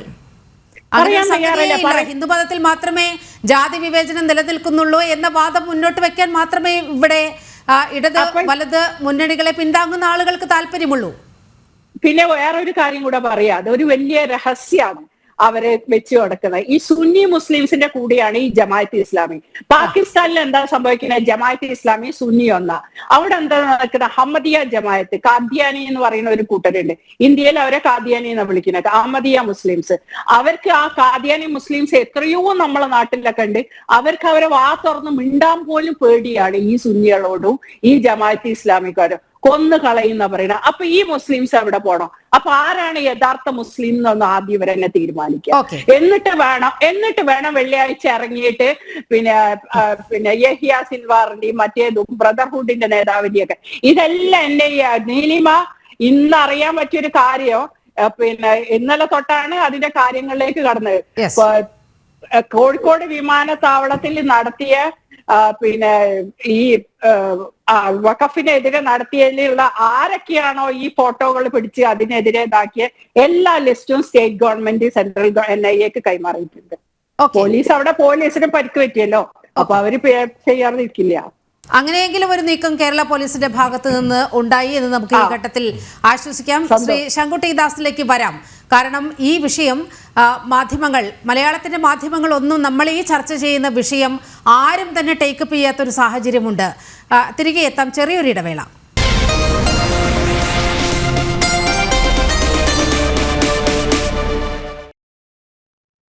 ശ്രീ ശങ്കുട്ടിദാസ്, ഈ മലയാള മാധ്യമങ്ങളൊന്നും ഈ ഒരു വിഷയം അറിഞ്ഞതായി പോലും ഭാവിക്കുന്നില്ല. കാരണം കഴിഞ്ഞ 3-4 ദിവസമായി ഇങ്ങനെ ഈ പശ്ചിമ ബംഗാൾ നമ്മുടെ രാജ്യത്തിൻ്റെ ഭാഗമാണെന്നും അവിടെ ഇത്തരത്തിൽ വലിയ തോതിൽ കലാപം നടക്കുന്നു, അവിടെ ഒരു ഹൈന്ദവ വിഭാഗം മുഴുവൻ, കുടുംബങ്ങൾ മുഴുവൻ അവിടെ നിന്ന് പലായനം ചെയ്യപ്പെടുന്നു എന്ന വാർത്തകൾ വരുമ്പോഴും ഒരു മാധ്യമവും ഇത്തരത്തിലൊരു വാർത്ത നൽകാൻ തയ്യാറാകുന്നില്ല. ഈ ബംഗ്ലാദേശ് ഹൈന്ദവ കൂട്ടക്കൊല നടന്ന സമയത്ത് പോലും നമ്മൾ ഇത് കണ്ടതാണ്. എന്താണ് നമ്മളുടെ മാധ്യമങ്ങൾ ഇതൊക്കെ അവഗണിക്കുന്നതിന്റെ ഒരു കാരണം? തീർച്ചയായിട്ടും അത് ഇവിടുത്തെ ഹിന്ദു സമാജത്തിന്റെ ഒരു ദൗർബല്യമായി തന്നെയാണ് ഞാൻ കണക്കാക്കുന്നത്. കാരണം ഇത് കാണാൻ ആളുകളുണ്ടെങ്കിൽ ഈ മാധ്യമങ്ങൾക്കെല്ലാം ഏതെങ്കിലും തരത്തിലുള്ള ഐഡിയോളജിക്കൽ ആയിട്ടുള്ള ഒരു നിലപാടുള്ളതായിട്ടോ ഒരു പ്രത്യയശാസ്ത്രപരമായിട്ടുള്ള ഒരു പക്ഷം ഉള്ളതായിട്ടോ ഒന്നും എനിക്ക് തോന്നിയിട്ടില്ല. അവർ കേവലം PR വേണ്ടി അല്ലെങ്കിൽ എന്താണ് ആളുകളുടെ കാഴ്ചക്കാർക്ക് വേണ്ടി, പരസ്യത്തിന് വേണ്ടിയിട്ട്, മാർക്കറ്റിങ്ങിന് വേണ്ടി മാത്രം വാർത്തകൾ ചെയ്യുന്ന ആളുകളാണ്. ഒരു പ്രത്യേക വിഭാഗത്തിന് സന്തോഷകരമായിട്ടുള്ള വാർത്തകൾ ചെയ്താൽ അവർക്ക് കൂടുതൽ ലാഭം കിട്ടുമെന്നും ഒരു വിഭാഗത്തിന്റെ പ്രശ്നങ്ങൾ അവതരിപ്പിച്ചാൽ അത് കാണാൻ ആരും ഉണ്ടാവില്ല എന്നും അത് ഗൗനിക്കുന്നവരില്ല എന്നും ഉള്ളൊരു തിരിച്ചറിവാണല്ലോ ഇവരുടെ വിവേചനപരമായിട്ടുള്ള സമീപനത്തിന്റെ കാരണം. മാധ്യമങ്ങൾ അതിന്റെ ഒരു പക്ഷത്ത് മാത്രം നിൽക്കുകയാണ്. നിങ്ങൾ നോക്കൂ, കേരളത്തിന്റെ പൊതു രാഷ്ട്രീയ സമൂഹം ഈ വിഷയത്തോട് എങ്ങനെയാണ് പ്രതികരിച്ച്? ഇന്ന് ഡൽഹിയിലുള്ള പള്ളികളില് കുരുത്തോല പെരുന്നാളുമായി ബന്ധപ്പെട്ട് കുരുത്തോല മാർച്ച് നടത്താൻ സാധിക്കാത്തതിനെ പറ്റിയിട്ട് പിണറായി വിജയൻ സംസ്ഥാന മുഖ്യമന്ത്രി ഫേസ്ബുക്ക് പോസ്റ്റ് എഴുതിയിട്ടുണ്ട്. അവിടെയുള്ള ഡൽഹി പോലീസ് സുരക്ഷാ കാരണങ്ങളാൽ ഹനുമാൻ ജയന്തി ആഘോഷങ്ങൾക്കും അതേപോലെ തന്നെ കുരുത്തോല പെരുന്നാൾ ആഘോഷങ്ങൾക്കും ഒരുപോലെയാണ് അനുമതി നിഷേധിച്ചത്. പള്ളികളിൽ തന്നെ ആഘോഷിക്കാൻ ആവശ്യപ്പെടുകയാണ് ചെയ്തത്. അതുമായി ബന്ധപ്പെട്ട് ഞങ്ങൾക്ക് ഈ കാര്യത്തിൽ യാതൊരു പരാതിയില്ല. അത് സുരക്ഷാ കാരണങ്ങൾ കൊണ്ടാണ് ഈ പറയുന്ന മാർച്ച് വേണ്ടെന്ന് വെച്ചതെന്ന് പറഞ്ഞ് ഡൽഹിയിലെ ആർച്ച് ബിഷപ്പ് തന്നെ ആ കാര്യത്തിൽ ക്ലാരിഫിക്കേഷൻ ഇറക്കിയിട്ടുണ്ട്. അങ്ങനെ ഇരിക്കുമ്പോൾ അതിലൊരു വിവാദ വിഷയമാക്കാൻ വേണ്ടി ഹിന്ദു ക്രിസ്ത്യൻ സംഘർഷം ഉണ്ടാക്കാൻ വേണ്ടിയിട്ട് ആ കാര്യത്തിന്റെ പേരിൽ ഡൽഹിയിലെ പള്ളിക്ക് കുരുത്തോല എഴുന്നള്ളത്ത് നടത്താൻ പറ്റിയില്ല എന്ന് പറഞ്ഞിട്ട് പിണറായി വിജയൻ ഇവിടെ പോസ്റ്റ് ഇട്ടു. അതേ സമയത്ത് ഒരു ജില്ല മുഴുവൻ കലാപത്തിൽ വെന്തുരുകിക്കൊണ്ടിരിക്കുമ്പോൾ 3 മനുഷ്യർ മരിച്ചു കഴിഞ്ഞു, 10ഓളം ക്ഷേത്രങ്ങൾ തകർക്കപ്പെട്ടു കഴിഞ്ഞു, എത്രയോ ഹിന്ദു ഭവനങ്ങൾ തകർക്കപ്പെട്ടു കഴിഞ്ഞു, 500ഓളം മനുഷ്യർ ജില്ല വിട്ട് പലായനം ചെയ്തുകൊണ്ടിരിക്കുകയാണ്. ഒരാഴ്ച ബംഗ്ലാദേശ് നിന്ന് കത്തുകയാണ്. ആ കാര്യത്തെ പറ്റിയിട്ട് അവർക്ക് പറയണമെന്ന് തോന്നുന്നേ ഇല്ല. അവരുടെ സെൻസിറ്റിവിറ്റി അവിടെ നിൽക്കുന്നേ ഇല്ല. ഒരു വിഭാഗത്തിന്റെ പ്രശ്നങ്ങൾ, വേദനകൾ, അവരുടെ അതിജീവന സംഘർഷം അതൊന്നും ഒരു പ്രശ്നമേ അല്ലാതാവുന്നു. നേരെ തിരിച്ച് മറ്റു ചില സ്ഥലങ്ങളിൽ നടക്കുന്ന വളരെ ചെറിയ കാര്യങ്ങൾ പോലും. ഇപ്പൊ മധ്യപ്രദേശില് സുവിശേഷ പ്രവർത്തകരും ബജരംഗി സേനക്കാരും തമ്മിൽ ഉന്തും തള്ളും ഉണ്ടായി കഴിഞ്ഞാൽ ഒരു കാഷ്വാലിറ്റി ഇല്ല, ഒരു പോലീസ് കേസ് പോലും ഇല്ല, ആരെങ്കിലും ഹോസ്പിറ്റലൈസ്ഡ് ആയിട്ടില്ല. പ്രാദേശികമായി നടന്നിട്ടുള്ള 2 വിഭാഗങ്ങൾ തമ്മിലുള്ള സംഘർഷം, ഉത്തരവാദികൾ ആരാണെങ്കിലും അവർക്കെതിരെ പിന്നീട് യുക്തമായിട്ടുള്ള നിയമ നടപടികൾ ഉണ്ടാവട്ടെ. പക്ഷെ ആ കാര്യം പറഞ്ഞുകൊണ്ട് ഇവിടെ കേരളത്തിൽ 3-4 ദിവസം ചാനൽ ചർച്ചകൾ നടത്തിയിട്ടുണ്ട്. കാരണം എന്താ, കേരളത്തിൽ ഒരു ഹിന്ദു ക്രിസ്ത്യൻ ഐക്യം ഉണ്ടായി വരികയാണോ എന്ന് ഈ കൂട്ടർക്ക് എല്ലാവർക്കും ആശങ്കയുണ്ട്. വഖഫ് നിയമം പാസ്സായിട്ടുള്ള പശ്ചാത്തലത്തിൽ അതിൽ മുനമ്പം ജനതയുടെ ഒരുപാട് കാലത്തെ ഒരു ആശങ്ക പരിഹരിക്കപ്പെട്ട സാഹചര്യത്തിൽ KCBC ഉൾപ്പെടെയുള്ള ആളുകൾ അത് BJPക്ക് നന്ദി പറഞ്ഞിട്ടുള്ള സാഹചര്യത്തിൽ ഒരു ഐക്യം ഉണ്ടായി വരികയാണ്. അപ്പൊ അതിനെ ടോർപിഡോ ചെയ്യണം, അതിനെ തകർക്കണം. അതിന് വേണ്ടിയിട്ട് ഓരോ ദേശങ്ങളിൽ നടക്കുന്ന ക്രിസ്ത്യൻ സമൂഹത്തിനെതിരായിട്ടുള്ള ചെറിയ ചെറിയ സംഭവങ്ങളെ പോലും ഊതി വീർപ്പിച്ചുകൊണ്ട് 3-4 ദിവസം വാർത്തയാക്കുന്നുണ്ട്. ഇവര് മണിപ്പൂർ സംഭവം ഇപ്പോഴും നിരന്തരമായിട്ട് ചർച്ചകളിൽ പറഞ്ഞുകൊണ്ടിരിക്കുന്നുണ്ട്. മണിപ്പൂർ സംഭവം പറയുന്നത് എന്തിനാ? മണിപ്പൂരിൽ 2 ഗോത്രങ്ങൾ തമ്മിൽ നടന്നിട്ടുള്ള സംഘർഷമാണ്. മണിപ്പൂരിൽ നടന്നിട്ടുള്ള ഹിന്ദു ക്രിസ്ത്യൻ സംഘർഷമല്ല. കൂക്കി എന്നും മെയ്ത്തി എന്നും പറയുന്ന 2 ഗോത്രങ്ങൾ തമ്മിൽ നൂറ്റാണ്ടുകളായി നിലനിൽക്കുന്ന കുടിപ്പകയുടെയും ഗോത്രവൈര്യത്തിന്റെയും ഭാഗമായി നടന്നിട്ടുള്ള സംഘർഷങ്ങൾ 10 വർഷം മുൻപ് 20 വർഷം മുമ്പ് ഒക്കെ നടന്നിട്ടുണ്ട്. അങ്ങനെയുള്ള ഒരു സംഘർഷം എടുത്തുകൊണ്ട് ഇത് BJPയുടെ സർക്കാരിന്റെ നേതൃത്വത്തിൽ ഹിന്ദുത്വ ഭീകരവാദികൾ ക്രിസ്ത്യാനികൾക്കെതിരെ നടത്തിയിട്ടുള്ള ആക്രമണമാണ് എന്ന് പറഞ്ഞുകൊണ്ട് എത്രയോ കാലം ചർച്ച നടത്തിയിട്ടുള്ള ആളുകളാണ്. എന്നാൽ ആ ഒരു ഡയമെൻഷനിലോ ആ ഒരു തരത്തിലോ ബംഗാളിൽ നിന്നുള്ള എത്ര വാർത്തകൾ നമ്മൾ ചർച്ച ചെയ്തിട്ടുണ്ട്. ഒന്ന് ആലോചിച്ച് നോക്കും. ബംഗാളില് മമതാ ബാനർജിയുടെ സർക്കാർ 2021 അധികാരം ഏറ്റപ്പോൾ സംഭവിച്ചത് എന്താന്ന് വെച്ചാൽ BJPക്ക് വോട്ട് ചെയ്തിട്ടുള്ള ജനവിഭാഗങ്ങൾക്ക് നേരെ മുഴുവൻ റാമ്പന്റ് ആയിട്ടുള്ള അറ്റാക്കുകൾ ഉണ്ടായി എന്നുള്ളതാണ്. BJPക്ക് വോട്ട് ചെയ്തെന്ന് സംശയിക്കപ്പെടുന്ന ആളുകളുടെ വീടുകൾ പോലും ആക്രമിക്കപ്പെടുന്ന സാഹചര്യം ഉണ്ടായി. സ്ത്രീകൾ പരസ്യമായി ബലാത്സംഗം ചെയ്യപ്പെടുന്ന സാഹചര്യം ഉണ്ടായി. TMCയുടെ ഗുണ്ടകൾ ഇറങ്ങിയിട്ട് ഹിന്ദു സ്ത്രീകളെ പിടിച്ചുകൊണ്ടുപോയി ബലാത്സംഗം ചെയ്യുന്ന സാഹചര്യം ഉണ്ടായി.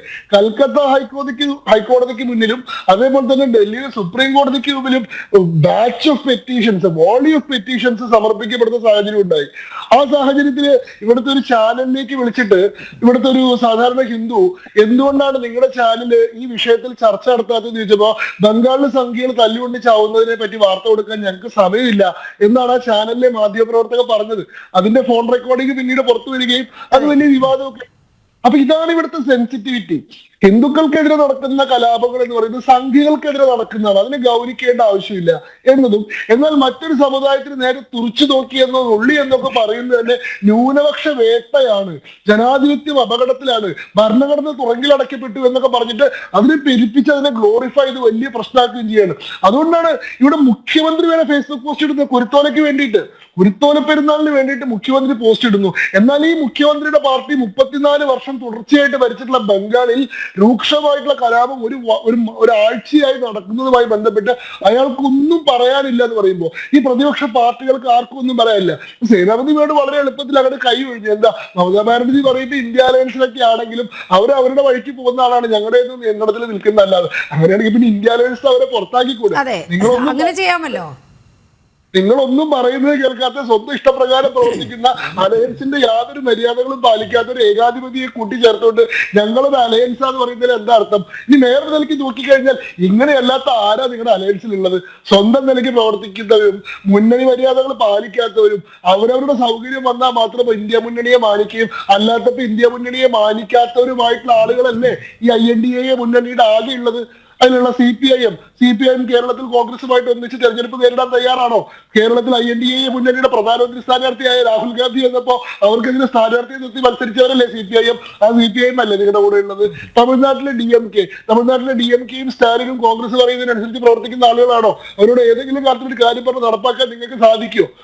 ഇനി പോട്ടെ, ബീഹാറിലുള്ള ലാലു പ്രസാദ് യാദവ്, അതല്ലെങ്കിൽ ഏത് സംസ്ഥാനത്ത് ഏത് നേതാവിനെ എടുത്തോളൂ, സ്വന്തം കാര്യത്തിന് വേണ്ടി മാത്രം നിൽക്കുന്ന, തനിക്ക് പ്രധാനമന്ത്രി ആവണമെന്നുള്ള ആഗ്രഹം കൊണ്ട് മാത്രം ഈ മുന്നണിയിൽ വന്നിട്ടുള്ള BJP വിരുദ്ധത എന്നൊരു ഒറ്റ ആദർശത്തിന് കീഴിൽ മാത്രം സംഘടിപ്പിച്ചിട്ടുള്ള സ്വാർത്ഥരായിട്ടുള്ള സ്ഥാനമോഹികളായിട്ടുള്ള അവസരവാദികളായിട്ടുള്ള ആളുകളുടെ ഒരു ആൾക്കൂട്ടമാണ് യഥാർത്ഥത്തിൽ ഈ INDA മുന്നണി. INDA മുന്നണിയിലുള്ള ഒരാൾ നിങ്ങൾ പറഞ്ഞാൽ കേൾക്കില്ല എന്ന് പറയുന്നതിൽ അത്ഭുതമൊന്നുമില്ല. പക്ഷെ ഒരു മര്യാദക്കെങ്കിലും അവരോടൊരു പ്രസ്താവന നടത്താൻ നിങ്ങൾക്ക് ആവശ്യപ്പെടാമല്ലോ. INDA മുന്നണിയുടെ ഒരു സംയുക്ത യോഗം സംഘടിപ്പിച്ചുകൊണ്ട് ബംഗാളിൽ നടക്കുന്ന ഹിന്ദു വിരുദ്ധ അതിക്രമത്തെ ഞങ്ങൾ അപലപിക്കുന്നു. ആ കാര്യത്തിൽ ഹിന്ദുക്കളുടെ ജീവനും സ്വത്തും സംരക്ഷിക്കാൻ വേണ്ടതായിട്ടുള്ള നടപടികൾ ബംഗാൾ മുഖ്യമന്ത്രിയായിട്ടുള്ള തൃണമൂൽ കോൺഗ്രസ് സർക്കാരും മമതാ ബാനർജിയും സ്വീകരിക്കുമെന്ന് ഞങ്ങൾ പ്രതീക്ഷിക്കുന്നു എന്നൊരു പ്രസ്താവന നടത്താൻ നിങ്ങൾക്ക് സാധിക്കുമോ? നിങ്ങൾക്ക് സാധിക്കില്ല. കാരണം നിങ്ങളുടെ പ്രയോറിറ്റി അല്ല അത്.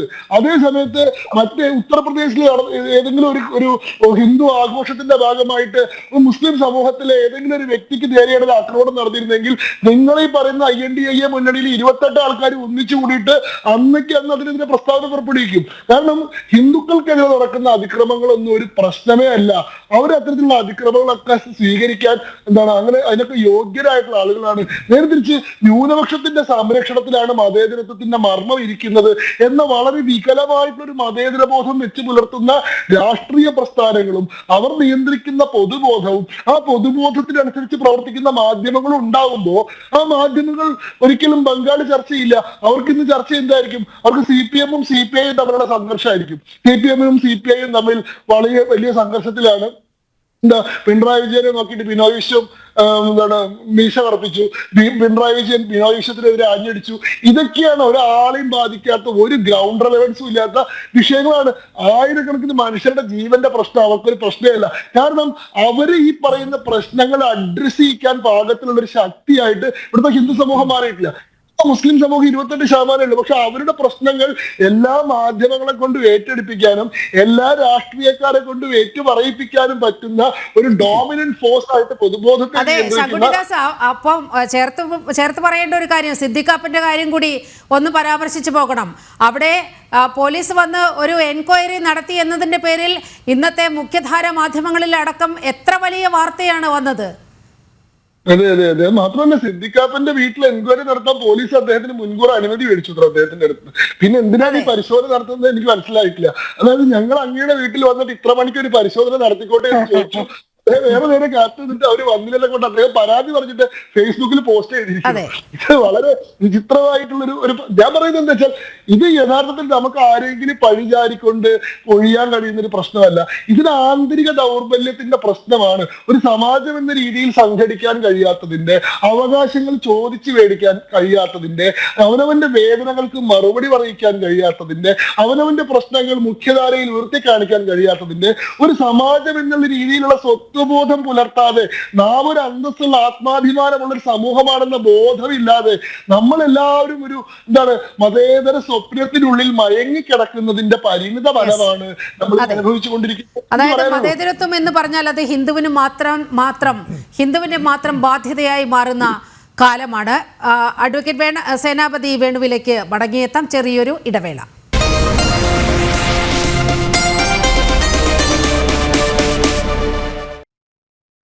അഡ്വക്കേറ്റ് സേനാപതി വേണു, ഈ ന്യൂനപക്ഷ പ്രീണനത്തിന്റെ വലിയൊരു ഉദാഹരണമാണ് നമ്മൾ വെസ്റ്റ് ബംഗാളിൽ കാണുന്നത്. നമ്മുടെ ഈ കേരളത്തിലും കണ്ടല്ലോ കഴിഞ്ഞ ദിവസം വഖഫ് പ്രതിഷേധത്തിൽ എയർപോർട്ടിലേക്ക് നടത്തിയ മാർച്ചാണ്, സോളിഡാരിറ്റി നടത്തിയ മാർച്ചാണ്. അവിടെ നമ്മൾ യഹിയ സിൻവാറിൻ്റെയും മുസ്ലിം ബ്രദർഹുഡ് സ്ഥാപകൻ്റെയും ഒക്കെ ചിത്രങ്ങൾ പൊക്കിപ്പിടിച്ചുകൊണ്ട് ബാനറുകളാക്കി വലിയ പ്രതിഷേധം നടക്കുകയാണ്. അവിടെ വഖഫും ഈ പറയുന്ന ഹമാസും തമ്മിൽ എന്ത് ബന്ധം, മുസ്ലിം ബ്രദർഹുഡും തമ്മിൽ എന്ത് ബന്ധം എന്നുള്ള ചോദ്യങ്ങളൊക്കെ വളരെ അനാവശ്യമാണ് നമ്മുടെ ഇപ്പോഴത്തെ സാഹചര്യത്തിൽ. അവിടെ നോക്കൂ, ജമാഅത്തെ ഇസ്ലാമിയുമായി നിങ്ങൾ വളരെ കൃത്യമായി സഹകരിക്കുന്ന തലത്തിലേക്ക് വരെ കാര്യങ്ങൾ എത്തുകയാണ്. അവിടെ കോൺഗ്രസിന്റെ വക്താവ് ജിൻഡോ ജോണിന്റെ പടമടക്കം ഞാൻ അവിടെ കാണുകയുണ്ടായി. അങ്ങനെ ജമാഅത്തെ ഇസ്ലാമി മുന്നോട്ട് വെക്കുന്ന മതരാഷ്ട്ര സങ്കല്പത്തിന്റെ കൂടെ കോൺഗ്രസും നിൽക്കുന്ന കാഴ്ചയാണ് അങ്ങ് കരിപ്പൂരിൽ കണ്ടത്. നിലിമ, സൗദി രാജവംശത്തിന്റെ എന്താ പറഞ്ഞ പിന്തുടർച്ചക്കാരനാണല്ലോ ഇപ്പൊ ഇന്ത്യയിൽ സന്ദർശനം നടത്തിക്കൊണ്ടിരുന്നത്. അപ്പൊ അദ്ദേഹത്തോട് പത്രക്കാർ ചോദിച്ചപ്പോൾ അദ്ദേഹം പറഞ്ഞൊരു കാര്യം, സൗദി അറേബ്യയിൽ ഈ ഗാസായിക്ക് വേണ്ടിയോ ഇല്ലെങ്കിൽ ഇതിനു വേണ്ടിയുള്ള ഒരു പ്രകടനവും ഞങ്ങൾ അനുവദിക്കുകയില്ല, ഞങ്ങളുടെ ഒരു വിഷയമല്ല എന്ന് അദ്ദേഹം ഇന്ന് പറഞ്ഞിരിക്കുന്നത് പത്രങ്ങളിലൊക്കെ വന്നു. പക്ഷേ നീലിമയുടെ ശ്രദ്ധയിൽപ്പെട്ടിട്ടുണ്ട്. അല്ല, ഞാൻ പറഞ്ഞു വന്നതെന്ന് ചോദിച്ചാല് സദ്ദാം ഹുസൈനെ തൂക്കിലേറ്റിയപ്പോൾ ഹർത്താൽ നടത്തുന്ന ഏക സംസ്ഥാനം, ഏക പ്രദേശം നമ്മുടേതാണ്. കാരണം ഇവിടെ ഇതൊക്കെ ഇങ്ങനെയൊക്കെ നടക്കുന്നു ചില കാര്യങ്ങൾ എന്നുള്ളതാണ്. പക്ഷേ മതേതരത്വം എന്ന ആ ഒരു സങ്കല്പം ഞാൻ ചോദിക്കുന്നത്, അതില്ലാതെ നമുക്ക് മുന്നോട്ട് പോകാൻ പറ്റുമോ? എന്തിനാണ് നിങ്ങളുടെ വക്താവ് ജിൻഡോ ജോൺ പോയത് ജമാഅത്തെ ഇസ്ലാമിയുടെ പരിപാടിയിൽ? ജിൻഡോ ജോൺ അവിടെ പോയി പറഞ്ഞത് കേട്ടിരുന്നോ? അദ്ദേഹം പറഞ്ഞിരുന്നത് എന്നെ എല്ലാവരും ജിഹാദി ജോൺ എന്നാണ് വിളിക്കുന്നത്, പക്ഷെ എന്റെ ഉറച്ച വിശ്വാസം എന്റെ കർത്താവ് ഈ സമരപന്തലിൽ എന്നോടൊപ്പം ഉണ്ടെന്നാണെന്നാണ് പറഞ്ഞത്. ജമാഅത്തെ ഇസ്ലാമിയുടെ സമരപന്തലിൽ അദ്ദേഹത്തോടൊപ്പം കർത്താവ് ഉണ്ട്. ജിഹാദി ജോൺ എന്നുള്ള പേര് അദ്ദേഹം വളരെ അഭിമാനപൂർവ്വം സ്വീകരിക്കുകയും ചെയ്തു. അല്ല, ജമാഅത്തെ ഇസ്ലാമിയുടെ സമരത്തിൽ പോയെന്ന് എനിക്കറിയില്ല, ഞാൻ എന്റെ ശ്രദ്ധയിൽപ്പെട്ടിട്ടില്ല. അതുകൊണ്ട് ഞാൻ അങ്ങേക്ക് വാട്സപ്പ് ചെയ്ത് തരാം. വളരെ കൃത്യമായി ജമാഅത്തെ ഇസ്ലാമി വലിയ പ്രചാരണം നടത്തിയിരുന്നു. ജിൻഡോ ജോണിന്റെ പടമൊക്കെ വെച്ചുകൊണ്ട് പ്രത്യേകം ഫ്ലക്സ് ഒക്കെ അടിച്ച് ഞങ്ങളുടെ സമരത്തിന് ഐക്യദാർഢ്യം പ്രഖ്യാപിച്ചുകൊണ്ട് കോൺഗ്രസിന്റെ വക്താവ് തന്നെ ചാനൽ ചർച്ചകളിൽ വരുന്ന വക്താവ് തന്നെ വരുന്നു എന്ന് വലിയ പ്രചാരണം അവർ തന്നെ കൊടുത്തിട്ടുണ്ട്. അല്ല, അതിന്റെ ഒരു ന്യായങ്ങളെ കുറിച്ച് ഇപ്പം ഏതായാലും ജിൻഡോയുമായിട്ട് സംസാരിക്കാത്തതുകൊണ്ട് ഞാനിപ്പോ അതിലേക്ക് കടക്കുന്നില്ല. അല്ല, ജിൻഡോ എന്നുള്ളതല്ല ശ്രീ സേനാപതി വേണു പ്രശ്നം. കോൺഗ്രസിന്റെ ഒരു പ്രതിനിധി ഇവിടെ ഈ സോളിഡാരിറ്റി നടത്തുന്ന ഒരു മാർച്ചിൽ എന്തിനു ഭാഗമാകണം എന്നതാണ് നിങ്ങളുടെ പ്രശ്നം. ആ പ്രശ്നമാണ് ചോദിക്കുന്നത്. അല്ല, ഈ വഖഫ് ബില്ലിനെതിരെ ഏതായാലും കോൺഗ്രസ് ഈ ബില്ലിനെതിരെ ശക്തമായ നിലപാട് സ്വീകരിച്ചിരിക്കുന്ന ഒരു പാർട്ടിയാണ്. ഞങ്ങളുടെ ഒരു രാഷ്ട്രീയ നിലപാട് പാർലമെന്റിനകത്തും പാർലമെന്റിന് പുറത്തും ഞങ്ങൾ വളരെ കൃത്യമായി പറഞ്ഞിരിക്കുന്നു. അപ്പോൾ അതിനോടനുബന്ധിച്ചായിരിക്കുമല്ലോ സ്വാഭാവികമായിട്ടും അദ്ദേഹം പോയിരിക്കുന്നത്. അപ്പൊ ഞങ്ങളുടെ ഈ കാര്യത്തിലുള്ള നിലപാട് അത് സുവ്യക്തമായ ഒരു കാര്യമാണ്. അത് എന്താ പറഞ്ഞ ഞങ്ങൾ പരസ്യമായിട്ട് പ്രഖ്യാപിച്ചിരിക്കുന്ന ഒരു കാര്യം. ഞാനിവിടെ ശങ്കുട്ടിദാസ് പറഞ്ഞ ഒരു കാര്യത്തിന് അനുബന്ധമായിട്ട് ഇപ്പൊ ഡൽഹിയിൽ കുരുത്തോല പ്രതിഷ്ഠം സാധാരണഗതിയിൽ ഇത് ഇന്നോ ഇന്നലെയോ ഒന്നും ഡൽഹിയിൽ തുടങ്ങിയതല്ല.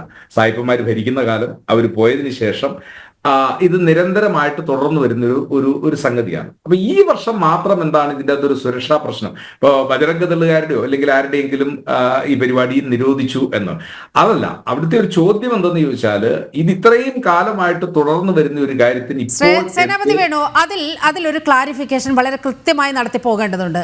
കാരണം അതൊരു അജണ്ടയുടെ പുറത്താണ് ഇത്തരത്തിലൊരു പരാമർശങ്ങളൊക്കെ വരുന്നത്. ഹനുമാൻ ജയന്തിയോടനുബന്ധിച്ചുള്ള ഘോഷയാത്രയ്ക്ക് പോലും അനുമതിയുണ്ടായിരുന്നില്ല. അതുപോലെ അവിടെ മറ്റ് പല ഉത്സവങ്ങളുമായി ബന്ധപ്പെട്ടും അനുമതി ഉണ്ടായിരുന്നില്ല.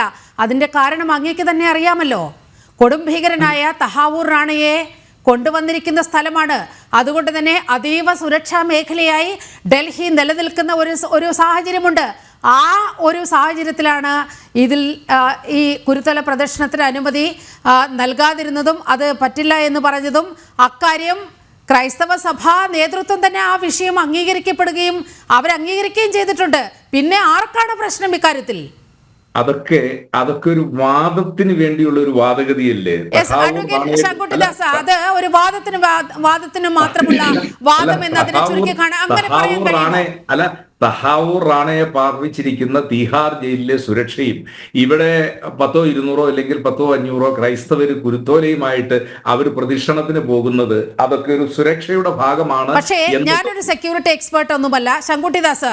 അതിന് വളരെ കൃത്യമായ കാരണങ്ങൾ അവിടെ കേന്ദ്ര സർക്കാർ തന്നെ വെച്ചിട്ടുണ്ട്. മന്ത്രി ജോർജ് കുര്യൻ തന്നെ ഈ വിഷയം വ്യക്തമാക്കുകയും ചെയ്തിട്ടുണ്ട്. ശങ്കുട്ടിദാസ്, അതിലൊരു വ്യക്തത വരുത്തി പോകാം നമുക്ക്. അല്ല, ഡൽഹി റെയിൽവേ സ്റ്റേഷനിൽ ലക്ഷക്കണക്കിന് ആളുകളാണല്ലോ. ഒരു മിനിറ്റ് സേനാപതി വേണു, ഞാൻ അങ്ങനെ അല്ല, അത് കൃത്യമായിട്ട് അങ്ങ് പറഞ്ഞതുപോലെ തന്നെ ഡൽഹിയിൽ നിൽക്കുന്ന അതിസുരക്ഷാ കാലാവസ്ഥയുമായി ബന്ധപ്പെട്ട് എല്ലാ സംഘടനകൾക്കും എല്ലാ സമുദായങ്ങൾക്കും ബാധകമായിട്ടുള്ള ഒരു റെഗുലേഷനാണ് ഡൽഹി പോലീസ് പുറപ്പെടുവിച്ചിട്ടുള്ളത്. പബ്ലിക് മീറ്റിംഗ്സോ ഗ്യാതറിംഗ്സോ റാലികളോ ഈ ദിവസങ്ങളിൽ ഡൽഹിയിൽ അനുവദിക്കില്ല എന്നുള്ളതാണ്. അത് ഹനുമാൻ ജയന്തി എന്ന് പറയുന്നത് ഡൽഹിയിൽ വലിയ ഫെസ്റ്റിവൽ ആണ്. ഇവിടെ ഇരിക്കുന്നുണ്ട് റിപ്പബ്ലിക്കൻ പാർട്ടി. ഡൽഹിയിലെ ഏറ്റവും വലിയൊരു ഫെസ്റ്റിവൽ ആണ്.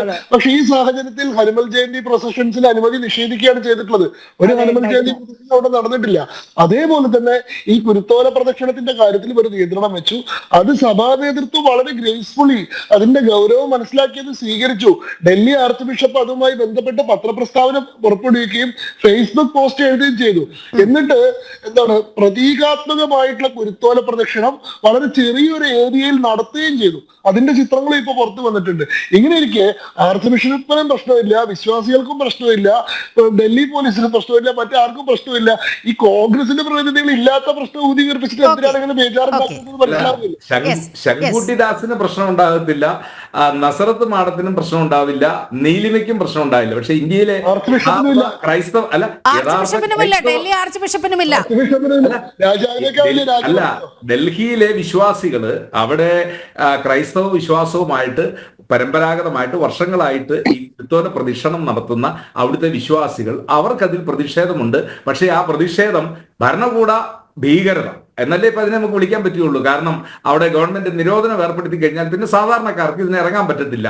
അത് ഇപ്പോഴത്തെ സാഹചര്യത്തിൽ തഹാവൂർ റാണയുടെ അറസ്റ്റുമായി ബന്ധപ്പെടുത്തിക്കൊണ്ട് അത് ഓണം വരാനൊരു മൂലം വേണമല്ലോ എന്ന് മലയാളത്തിൽ പറയുന്ന പോലെ ഇത് നിരോധിക്കാൻ ആഗ്രഹിച്ചവർക്ക് ഇപ്പോൾ കിട്ടിയ ഒരു മാർഗമായി എന്നത് മാത്രമേ. എത്ര ബാലിശമാണ് ശ്രീ സേനാപതി വേണു ഇങ്ങനെയൊക്കെയുള്ള വാദമുഖങ്ങൾ നിരത്തുന്നത്. വളരെ മോശമാണ്, വളരെ മോശമാണ്. കാരണം തഹാവൂർ റാണയെ പോലെ ഒരു കൊടും ഭീകരനെ വലിയ നിയമ പോരാട്ടത്തിന്റെ നടുവിൽ നിന്നുകൊണ്ട് ഭാരതം തിരികെ ഇന്ത്യയിലേക്ക് എത്തുകയാണ്.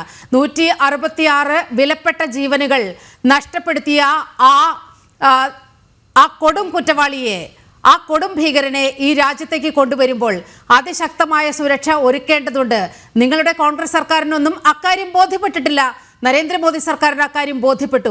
അതുകൊണ്ടാണ് ഡൽഹിയിൽ അതീവ സുരക്ഷ ഏർപ്പെടുത്തിയിരിക്കുന്നത്. മാത്രമല്ല, തഹാവൂർ റാണയുടെ ജീവൻ നിലനിർത്തുക, അയാൾ സുരക്ഷിതനായിരിക്കുക എന്നത് ഈ രാജ്യത്തിന്റെ ആവശ്യമാണ്. ഈ ഗൂഢാലോചനയ്ക്ക്, ആ കൂട്ടക്കുരുതിയുടെ ഗൂഢാലോചനയ്ക്ക് പിന്നിൽ പ്രവർത്തിച്ച ശക്തികളെ വളരെ കൃത്യമായി പുറത്തു കൊണ്ടുവരേണ്ടതുണ്ട്. അതാണ് ഇന്നത്തെ ഭാരതത്തിന്റെ ആവശ്യം. അതുകൂടി കണക്കിലെടുത്താണ് ഡൽഹിയിലെ സുരക്ഷ എന്ന് താങ്കൾ മനസ്സിലാക്കുമല്ലോ. അല്ല, ദില്ലി എന്ന് പറയുന്നത് ഈ കേരള സംസ്ഥാനത്തിന്റെ ഏതാണ്ട് ഒരു മുക്കാലോളം ഉള്ള ഒരു പ്രദേശമാണ്. ഈ തീഹാർ ജയിലിൽ അദ്ദേഹത്തെ റിമാൻഡ് ചെയ്തു. അതിനുശേഷം NIA ആസ്ഥാനത്ത് NIA കെട്ടിടത്തിലാണ് അദ്ദേഹത്തെ പാർപ്പിച്ചിരിക്കുന്നത്. ഡൽഹി ബിഷപ്പ് ഹൗസ് എന്നൊക്കെ പറയുന്ന അതിലൊക്കെ എത്രയോ ദൂരെ, അവിടെ 100, 200, 500 ആളുകൾ കുരുത്തോലയുമായിട്ട് ഇറങ്ങുന്നത് തഹാവൂർ റാണയെ പാർപ്പിച്ചിരിക്കുന്ന പ്രദേശത്തിന് സുരക്ഷാ ഭീഷണി ഉണ്ടാകും എന്നൊക്കെ പറയുന്നത്. അയാളെ എന്താ പറഞ്ഞ മൈതാനത്തോ അല്ലെങ്കിൽ അങ്ങനെ ഏതെങ്കിലും റെയിൽവേ സ്റ്റേഷൻ അയാളെ പാർപ്പിച്ച സ്ഥലത്ത് സുരക്ഷാ ഭീഷണി ഉണ്ടാവും എന്നല്ല പറഞ്ഞത്. അയാളുടെ വിചാരണ തടസ്സപ്പെടുത്തണമെന്ന് ആഗ്രഹിക്കുന്ന ആളുകൾ ഡൽഹിയിൽ ക്രമസമാധാന പ്രശ്നങ്ങൾ സൃഷ്ടിക്കാനുള്ള സാഹചര്യമുണ്ട്. ഈ പറയുന്ന 500 പേര് പുറത്തിറങ്ങി കഴിഞ്ഞാൽ, അവർക്ക് നേരെ ഒരു കല്ലേറുണ്ടായാൽ, അവർക്ക് നേരെ എന്തെങ്കിലും ഒരു ആക്രമണം ഉണ്ടായി കഴിഞ്ഞാൽ, അപ്പൊ നിങ്ങൾക്ക് അത് വലിയ പ്രശ്നമാക്കിയിട്ട് എടുത്തു പിടിച്ച് അത് കേന്ദ്ര സർക്കാരിനെതിരെ പ്രതിഷേധം നടത്തണം. അങ്ങനെ ഒരു അതിക്രമത്തിനുള്ള അവസരം ഉണ്ടായില്ല എന്നുള്ളതിൽ നിങ്ങളുടെ നിരാശയങ്ങൾ മനസ്സിലാക്കുന്നുണ്ട്. ശങ്കുട്ടിദാസും ഡൽഹി പരിചയമുള്ള ആളാണ്, നസറത്ത് മാഡവും പരിചയമുള്ള ആളാണ്, എനിക്കും ദീർഘമായിട്ട് പരിചയം. നീലിമ പോയിട്ടുണ്ടോ എന്ന് എനിക്കറിയത്തില്ല. ഡൽഹി റെയിൽവേ സ്റ്റേഷനിൽ ഒരു സമയത്ത് ന്യൂഡൽഹിയിലാണെങ്കിലും പഴയ ഡൽഹിയിലാണെങ്കിലും എത്രയോ ആയിരക്കണക്കിന് ആളുകളാണ് യാത്രക്കാർ അവിടെ വന്നിറങ്ങുന്നത്. എന്തെങ്കിലും പ്രശ്നം ഉണ്ടാക്കാനായിട്ട് ഈ പറയുന്ന കലാപമോ ബഹളമോ ഉണ്ടാക്കാൻ, അല്ലെങ്കിൽ തഹാവൂർ റാണയുടെ വിചാരണയെ തടസ്സപ്പെടുത്തുന്നു എന്ന ആളുകൾക്ക് അവിടെ ഒരു കല്ലേറ് നടത്തിയാൽ മതിയല്ലോ. അപ്പൊ ഇതൊന്നും എന്താ പറഞ്ഞ ഒരു വിശ്വാസ്യമായ രീതിയിലോ അല്ലെങ്കിൽ ഏതെങ്കിലും ഒരു ലോജിക്കിന്റെ അടിസ്ഥാനത്തിലോ പറയുന്ന ഒരു കാര്യമല്ല. പിന്നെ ഹനുമാൻ ജയന്തി ഘോഷയാത്ര നടന്നില്ല എന്ന് പറഞ്ഞ് ഇവിടെ കലാപം നടക്കേണ്ടതല്ലേ? അങ്ങനെയാണെങ്കിൽ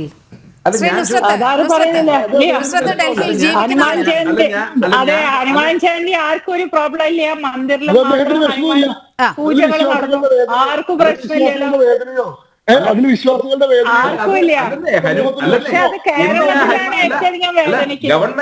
ഗവൺമെന്റ് എന്തിനാണ് ഹനുമാൻ ജയന്തിയോടനുബന്ധിച്ചുള്ള ഘോഷയാത്രയ്ക്ക് എന്തിനാ അനുമതി നിഷേധിക്കുന്നത്? അത് ഗവൺമെന്റിന് കൃത്യമായ കാരണങ്ങളുണ്ട് ശ്രീ സേനാപതി വേണു.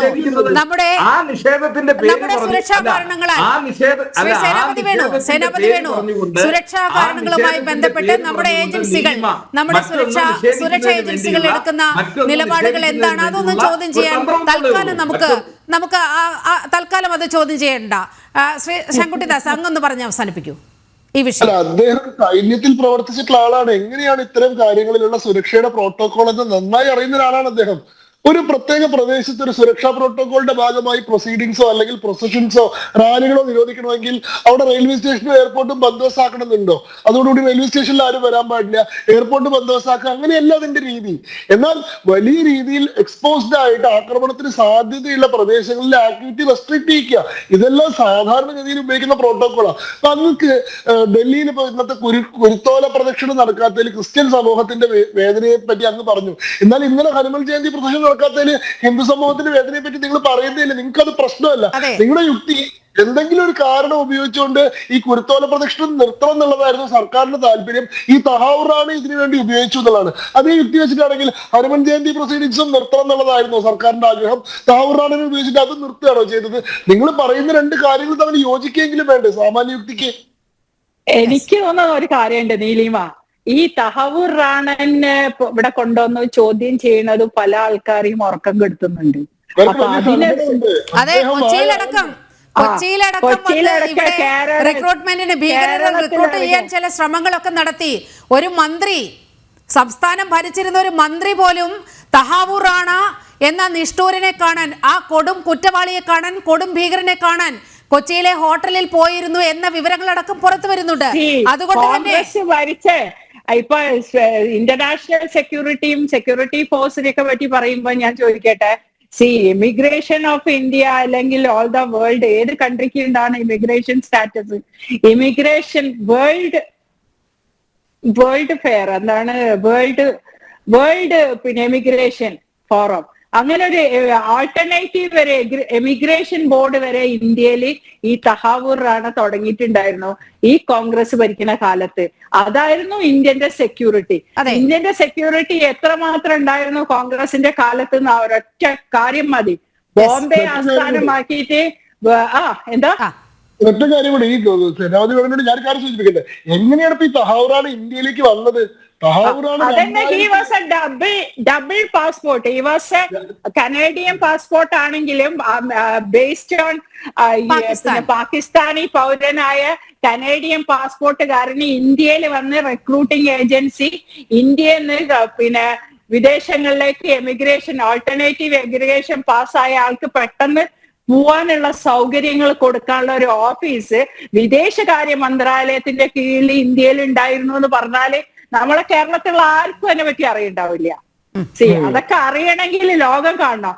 ഈ ആൾക്കാരെല്ലാം നമ്മുടെ കൊച്ചിൻ എയർപോർട്ടിലൂടെ കടന്നുപോയി എന്ന് പറയുമ്പോ നമ്മളൊക്കെ ഇരുന്നിങ്ങനെ ആലോചിക്കുക എന്താ നടന്നത് എന്ന്. ഈ തഹാവൂർ റാണ എന്ന് പറയുമ്പോ നമ്മൾ വിചാരിക്കുക ഏതോ ഒരു പഞ്ചാബിയോ രജപുത്തോ എന്തോ ആണ്. പക്ഷെ ഇവന്റെ കൂടെ ഉണ്ടായ ഹെഗ്ലെ അയാളുമാരാണ്. ഇപ്പം എമ്പുരാനൊന്നും ഒന്നല്ല സ്റ്റോറി, അടുത്ത സ്റ്റോറിക്കുള്ള കേരളത്തിലെ തമ്പ്രാക്കന്മാർക്ക് ആയിട്ടുണ്ട്. അപ്പൊ ഇതുപോലെ സെക്യൂരിറ്റിക്ക് ഒന്നുമില്ല. ഒരു ബോട്ട് വരുന്നത് ഞങ്ങൾ കണ്ടു. വി ഡിഡ്ന്റ് ഫോളോ ഇറ്റ് എന്ന് പറഞ്ഞ ചിദംബരം, അന്നത്തെ ഹോം മിനിസ്റ്ററായ ചിദംബരം പറഞ്ഞ സെക്യൂരിറ്റി ഉള്ള കോൺഗ്രസിനെ അല്ല എന്ന് ഇന്ത്യ ഭരിക്കുന്നത്. ഒരു മൊട്ടുസൂചി, പണ്ട് അമേരിക്ക പറഞ്ഞ പോലെ ഒരു മൊട്ടുസൂചി വീണുണ്ടോ നോക്കാൻ ഇവിടെ ഓരോരുത്തരും ഉണ്ട്. അപ്പൊ നമ്മളൊക്കെ തന്നെ ഇവിടെ ഇരുന്ന് നമ്മൾ എന്താ പറയണെന്ന് കേൾക്കാൻ ആളുണ്ട്. എന്താന്നുള്ളത് ഞാൻ അറിയിക്കണം. കാരണം ഞാൻ എന്നും കാണുന്ന ഓഫീസേഴ്സും മറ്റുള്ള എന്താണെന്ന് പറയണത്, what I am going to talk, എന്ത് സബ്ജക്ട് എന്നുള്ള ഞാൻ പോലും റിപ്പോർട്ട് കൊടുക്കുന്നുണ്ട്. ഞാൻ പറയുന്നത് അത്ര സൂക്ഷിക്കണം. നമ്മളൊക്കെ കേരളത്തിൽ നിന്നുള്ളതാണ് ഓരോ വ്യക്തികൾ. അങ്ങനത്തെ ഒരു ഗവൺമെന്റ് ഉണ്ട് ഇന്ന് ഇന്ത്യക്ക്. പണ്ടത്തെ എന്താ പറയാ, ബോട്ട് വരുന്നത് പാകിസ്ഥാൻ തീരത്ത് നിന്ന് ഇങ്ങോട്ട് ബോട്ട് വരുമ്പോ ഞങ്ങൾ ഫോളോ ചെയ്തില്ല. BSFന്റെ ഫോഴ്സിനെ 156 ആൾക്കാർ മരിച്ചതിന് മരിക്കൂലായിരുന്നു. BSFന്റെ ഫോഴ്സിനെ ഡൽഹിയിൽ നിന്ന് ടേക്ക് ഓഫ് ചെയ്യാൻ സമ്മതിക്കാത്തയൊക്കെ ഹോം മിനിസ്റ്റർ ഭരിച്ച രാജ്യത്താണ് നമ്മൾ ജീവിക്കുന്നത്. അപ്പൊ സേനാജിക്കൊക്കെ നമ്മുടെ പാർലമെന്റിലെ MP-മാരുടെ ഒക്കെ ജീവൻ ഒരു കാലത്ത് രക്ഷപ്പെട്ടത് അവിടുത്തെ CISFന്റെ 3-4 ജവാന്മാര് അവർ ആത്മത്യാഗം ചെയ്തുകൊണ്ടാണ്. അതാര് ഭരിച്ചുകൊണ്ടിരുന്നപ്പോഴാണെന്ന് അറിയണം. കോൺഗ്രസ് ഭരിച്ചപ്പോഴല്ല മാഡം. പാർലമെന്റിൽ വാജ്പേയി ഇന്ത്യയുടെ പ്രധാനമന്ത്രി ആയിരുന്ന കാലഘട്ടത്തിലാണ് കോൺഗ്രസ്സുകാർ നടത്തിയവരാണ് ഈ പറയുന്നത്.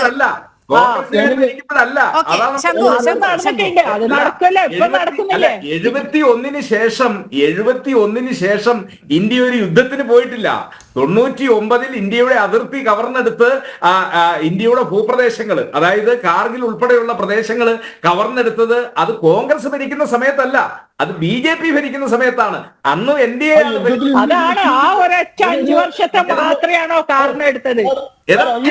വേണുജി അത് സമ്മതിച്ചാൻ പറ്റില്ല. ബാക്കിയുള്ള സമയത്ത് തഹാവൂർ റാണ ആക്രമണം നടത്തുന്നത് 2008 നവംബർ 26-നാണ്. ഞങ്ങളുടെ ഗവൺമെന്റ് പോയി, ശരിയാണ്.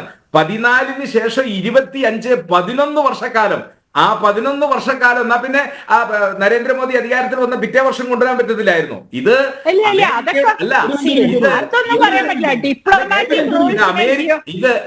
അമേരിക്കയുടെ സുപ്രീം കോടതി റാണയ്ക്ക് പങ്കില്ല എന്ന് അമേരിക്കൻ കോടതിയിൽ നിന്ന് വിധി വന്നപ്പോൾ, തെളിവുകളില്ല എന്ന് വിധി വന്നപ്പോൾ അനങ്ങാത്തവരാണ് അന്നത്തെ UPA സർക്കാർ. ശങ്കുട്ടിദാസിന് കൂട്ടിച്ചേർക്കാവുന്നതാണ്. ശ്രീ സേനാപതി വേണു, എനിക്ക് 2 മിനിറ്റ് സമയം അങ്ങ് തരണം. ഞാൻ ഇത്രയും നേരം കൂടുതൽ സംസാരിച്ചു. ഞാൻ സംസാരിച്ചില്ല, ഞാൻ കേട്ടുകൊണ്ടാണ്. അങ്ങ് പറഞ്ഞ കാര്യത്തിന് മാത്രം മറുപടി പറയാം. അതായത് 2008 ഭീകരാക്രമണത്തിൽ 2014 മുതൽ 2025 വരെ നരേന്ദ്രമോദി ആയിരുന്നല്ലോ ഭരിച്ചിരുന്നത്. 11 കൊല്ലം കൊണ്ട് എങ്ങനെ തിരിച്ചു കൊണ്ടുവന്നില്ല എന്ന് പറഞ്ഞു.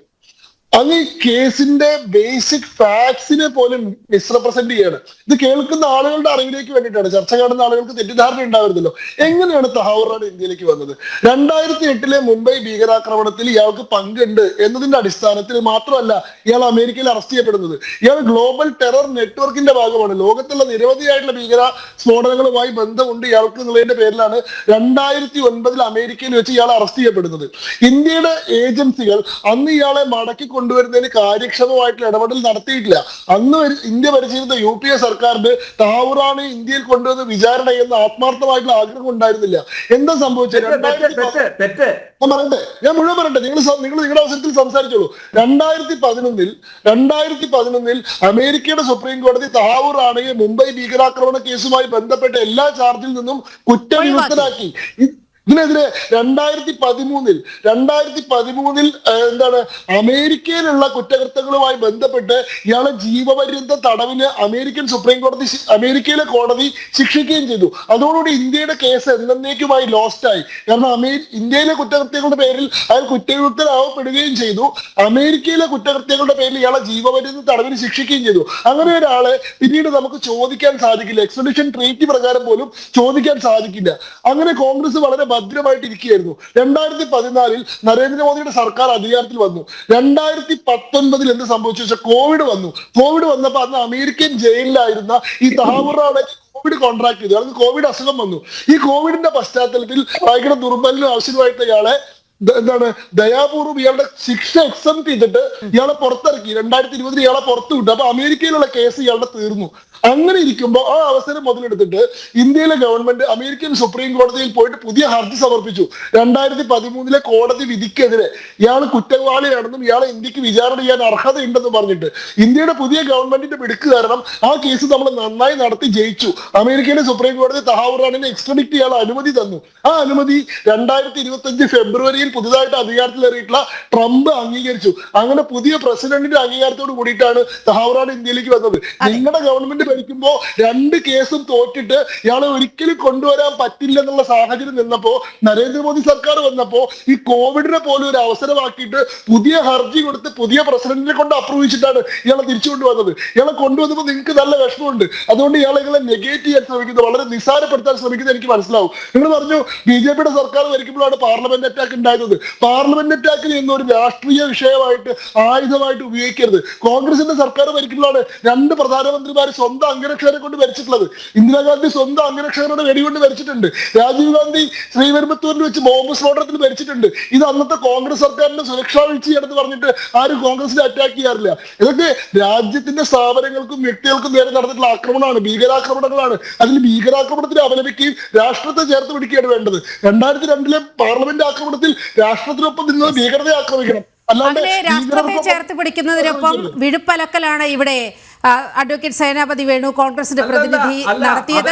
തിരികെ എത്താം ഒരു ചെറിയ ഇടവേളയ്ക്ക് ശേഷം തിരികെ എത്താം.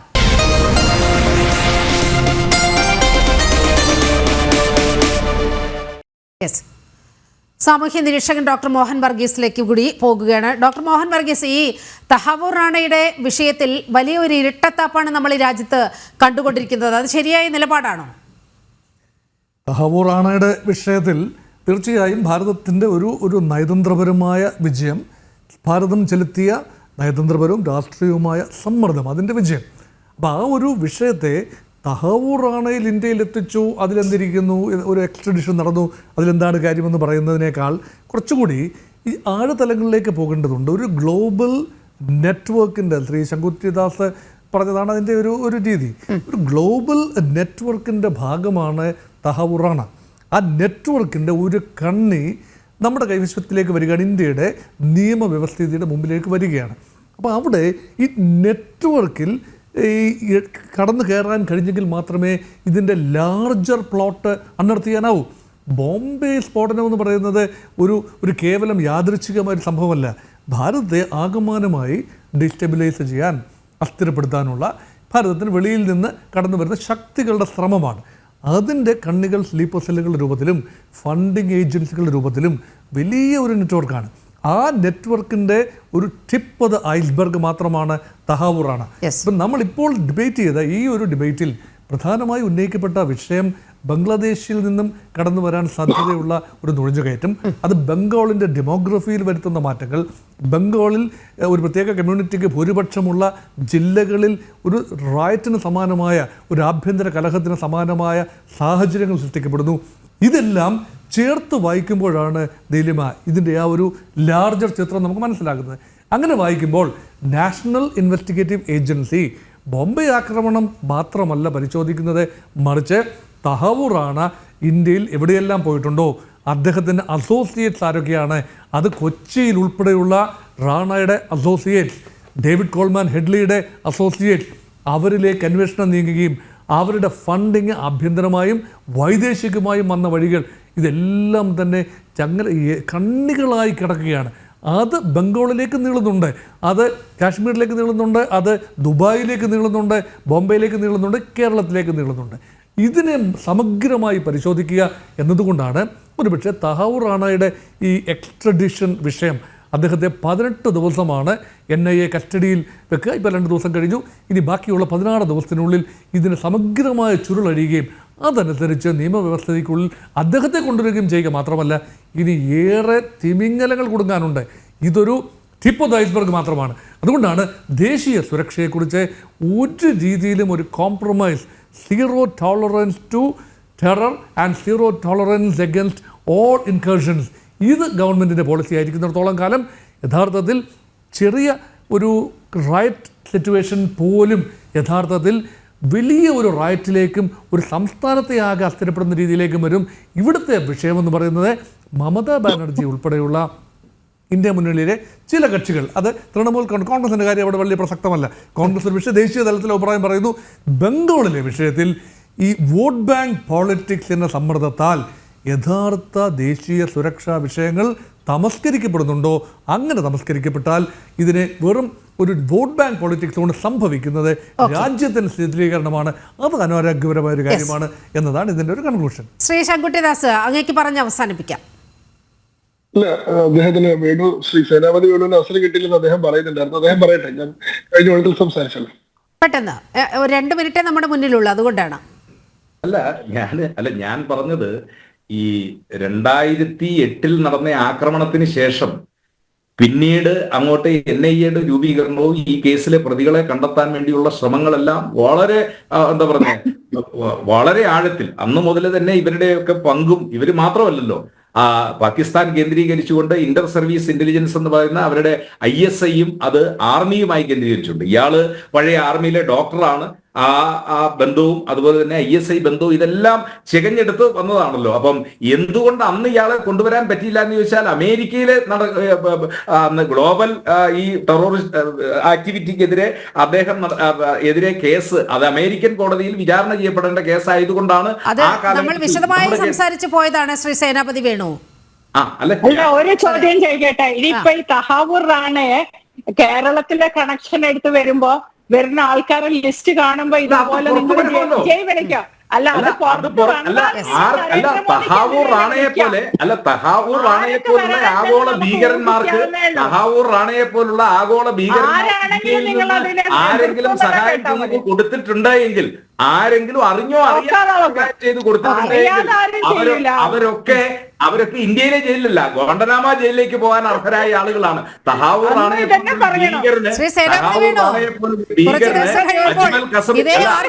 ഈ വിഷയത്തിൽ ഇതേ ആർജവം ഞാൻ താങ്കളിൽ നിന്ന് പ്രതീക്ഷിക്കുകയാണ്.